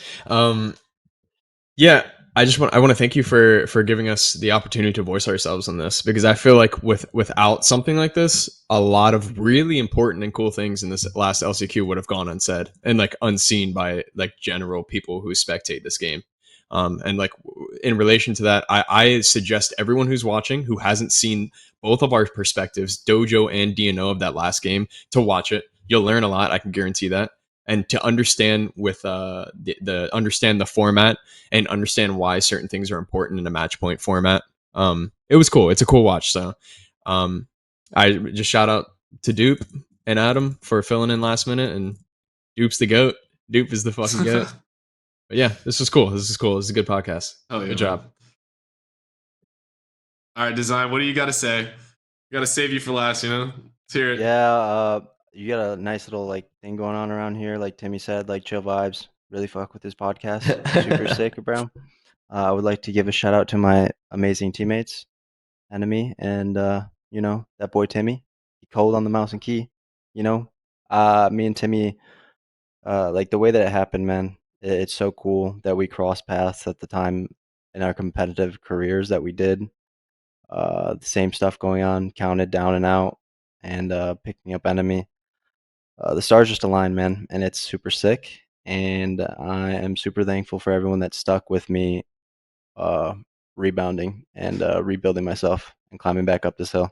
So let's do it in Timmy fashion and go straight from CC to land winners. If anybody's gonna break a record like that, it's got to be like Timmy. I think I'm on the right team. So. All right, man. I thank you guys all for your time. Obviously, this is big. I haven't hosted one of these on my own before, so you guys made it super easy on me. Just a very fun group of people to have here. And if I'm going to say anything, just my own closing thoughts is just thank you to you guys. You guys are honestly some of the biggest names in Apex as general from the beginning all the way to now, and some of those iconic names. And I couldn't be happier with the people who did make it through this last chance qualifier. And make it to LAN. And then just give a shout out to the production team here at Apex After Hours who made this super easy on me as well. The people who stayed up late at night to watch this podcast. I know we started a little late, but it is after hours as we made it known. And it's been my favorite podcast so far that we've had. So thank you all shout for out the people that time. watch it when they wake up. And we'll just if people want to know where to find you guys, you can find Timmy on stream at Iitztimmy, just like it has here. Loustreams and Dezignful are all where you can find them on Twitch to watch their live streams. If you are looking to go back and watch some of their VODs from the tournament, you got a lot more history with this podcast on some of the things that went on behind the scenes, so you have some more knowledge. And if you haven't checked it out, you really must watch. So appreciate you guys, and we'll see you going next to land, time, boys. Or whatever it is. Yeah, and good luck. Let's at carry land, some boats. We're going to competing all against four of us. us. Going to Birmingham, baby. See you Let's boys in go. Birmingham. That's fun stuff. Yeah, Resort World, do a little We're ripping some gamba. shots, old man. Let's go. Gamba? Yeah, you already know. Little shots? Let's get it. I mean, you see the video of me shotgunning the beer? I'll chow you. Oh, dude, that was You already nuts. know. Yeah, Yeah, we're I'll slamming be them. right there next to you. I feel like I'm drowning when I tried that. I'm like, dude. I was like, I'm back in college, baby. I'm puncturing this, just like going after it. It was a good time. Okay. All right. Yeah, we're ready to close out here. So just thank you guys for your time, and I'm sure if there's another opportunity to have you guys back on, I'd love to do that. So That's it. If you That's guys awesome. are looking to, I'm gonna be a triple threat. Yeah, is that what you got? Yeah, triple threat number 3. I'm the first double, huh? I might have to. I don't know. We might need to. I want to get Dupe on here, bro. I would love to talk to Yes. Dupe now that Yes. he's back. Yes. I think Oh my in terms God. of people, like I tried to get him on. My guy was cracking up. Apparently, he busted his lip open or something. Like didn't want to get on the show. 'Cause he had to use a camera. Dupe is the best, man. You got to get him on. Yeah, amazing. It's a amazing. must. Dupe's vibes are infectious, man. Oh If we no, get a Rogue Dupe combo at Birmingham, oh, dude, Rogue said he might come. that'd be huge. You guys saw all the videos that Rogue would post, right? From rallies. Yeah. One of the funniest things was Rogue shotgunning a beer on the stream for the first time, and I'm the man just blasting gets it crypto all over his mains. whole chest. If you haven't seen, I've searched that up on Twitter and like YouTube before just to find a video to laugh at it because it was straight comedy. So we'll have some redemption arcs. There'll definitely Okay. be some good vids from Birmingham.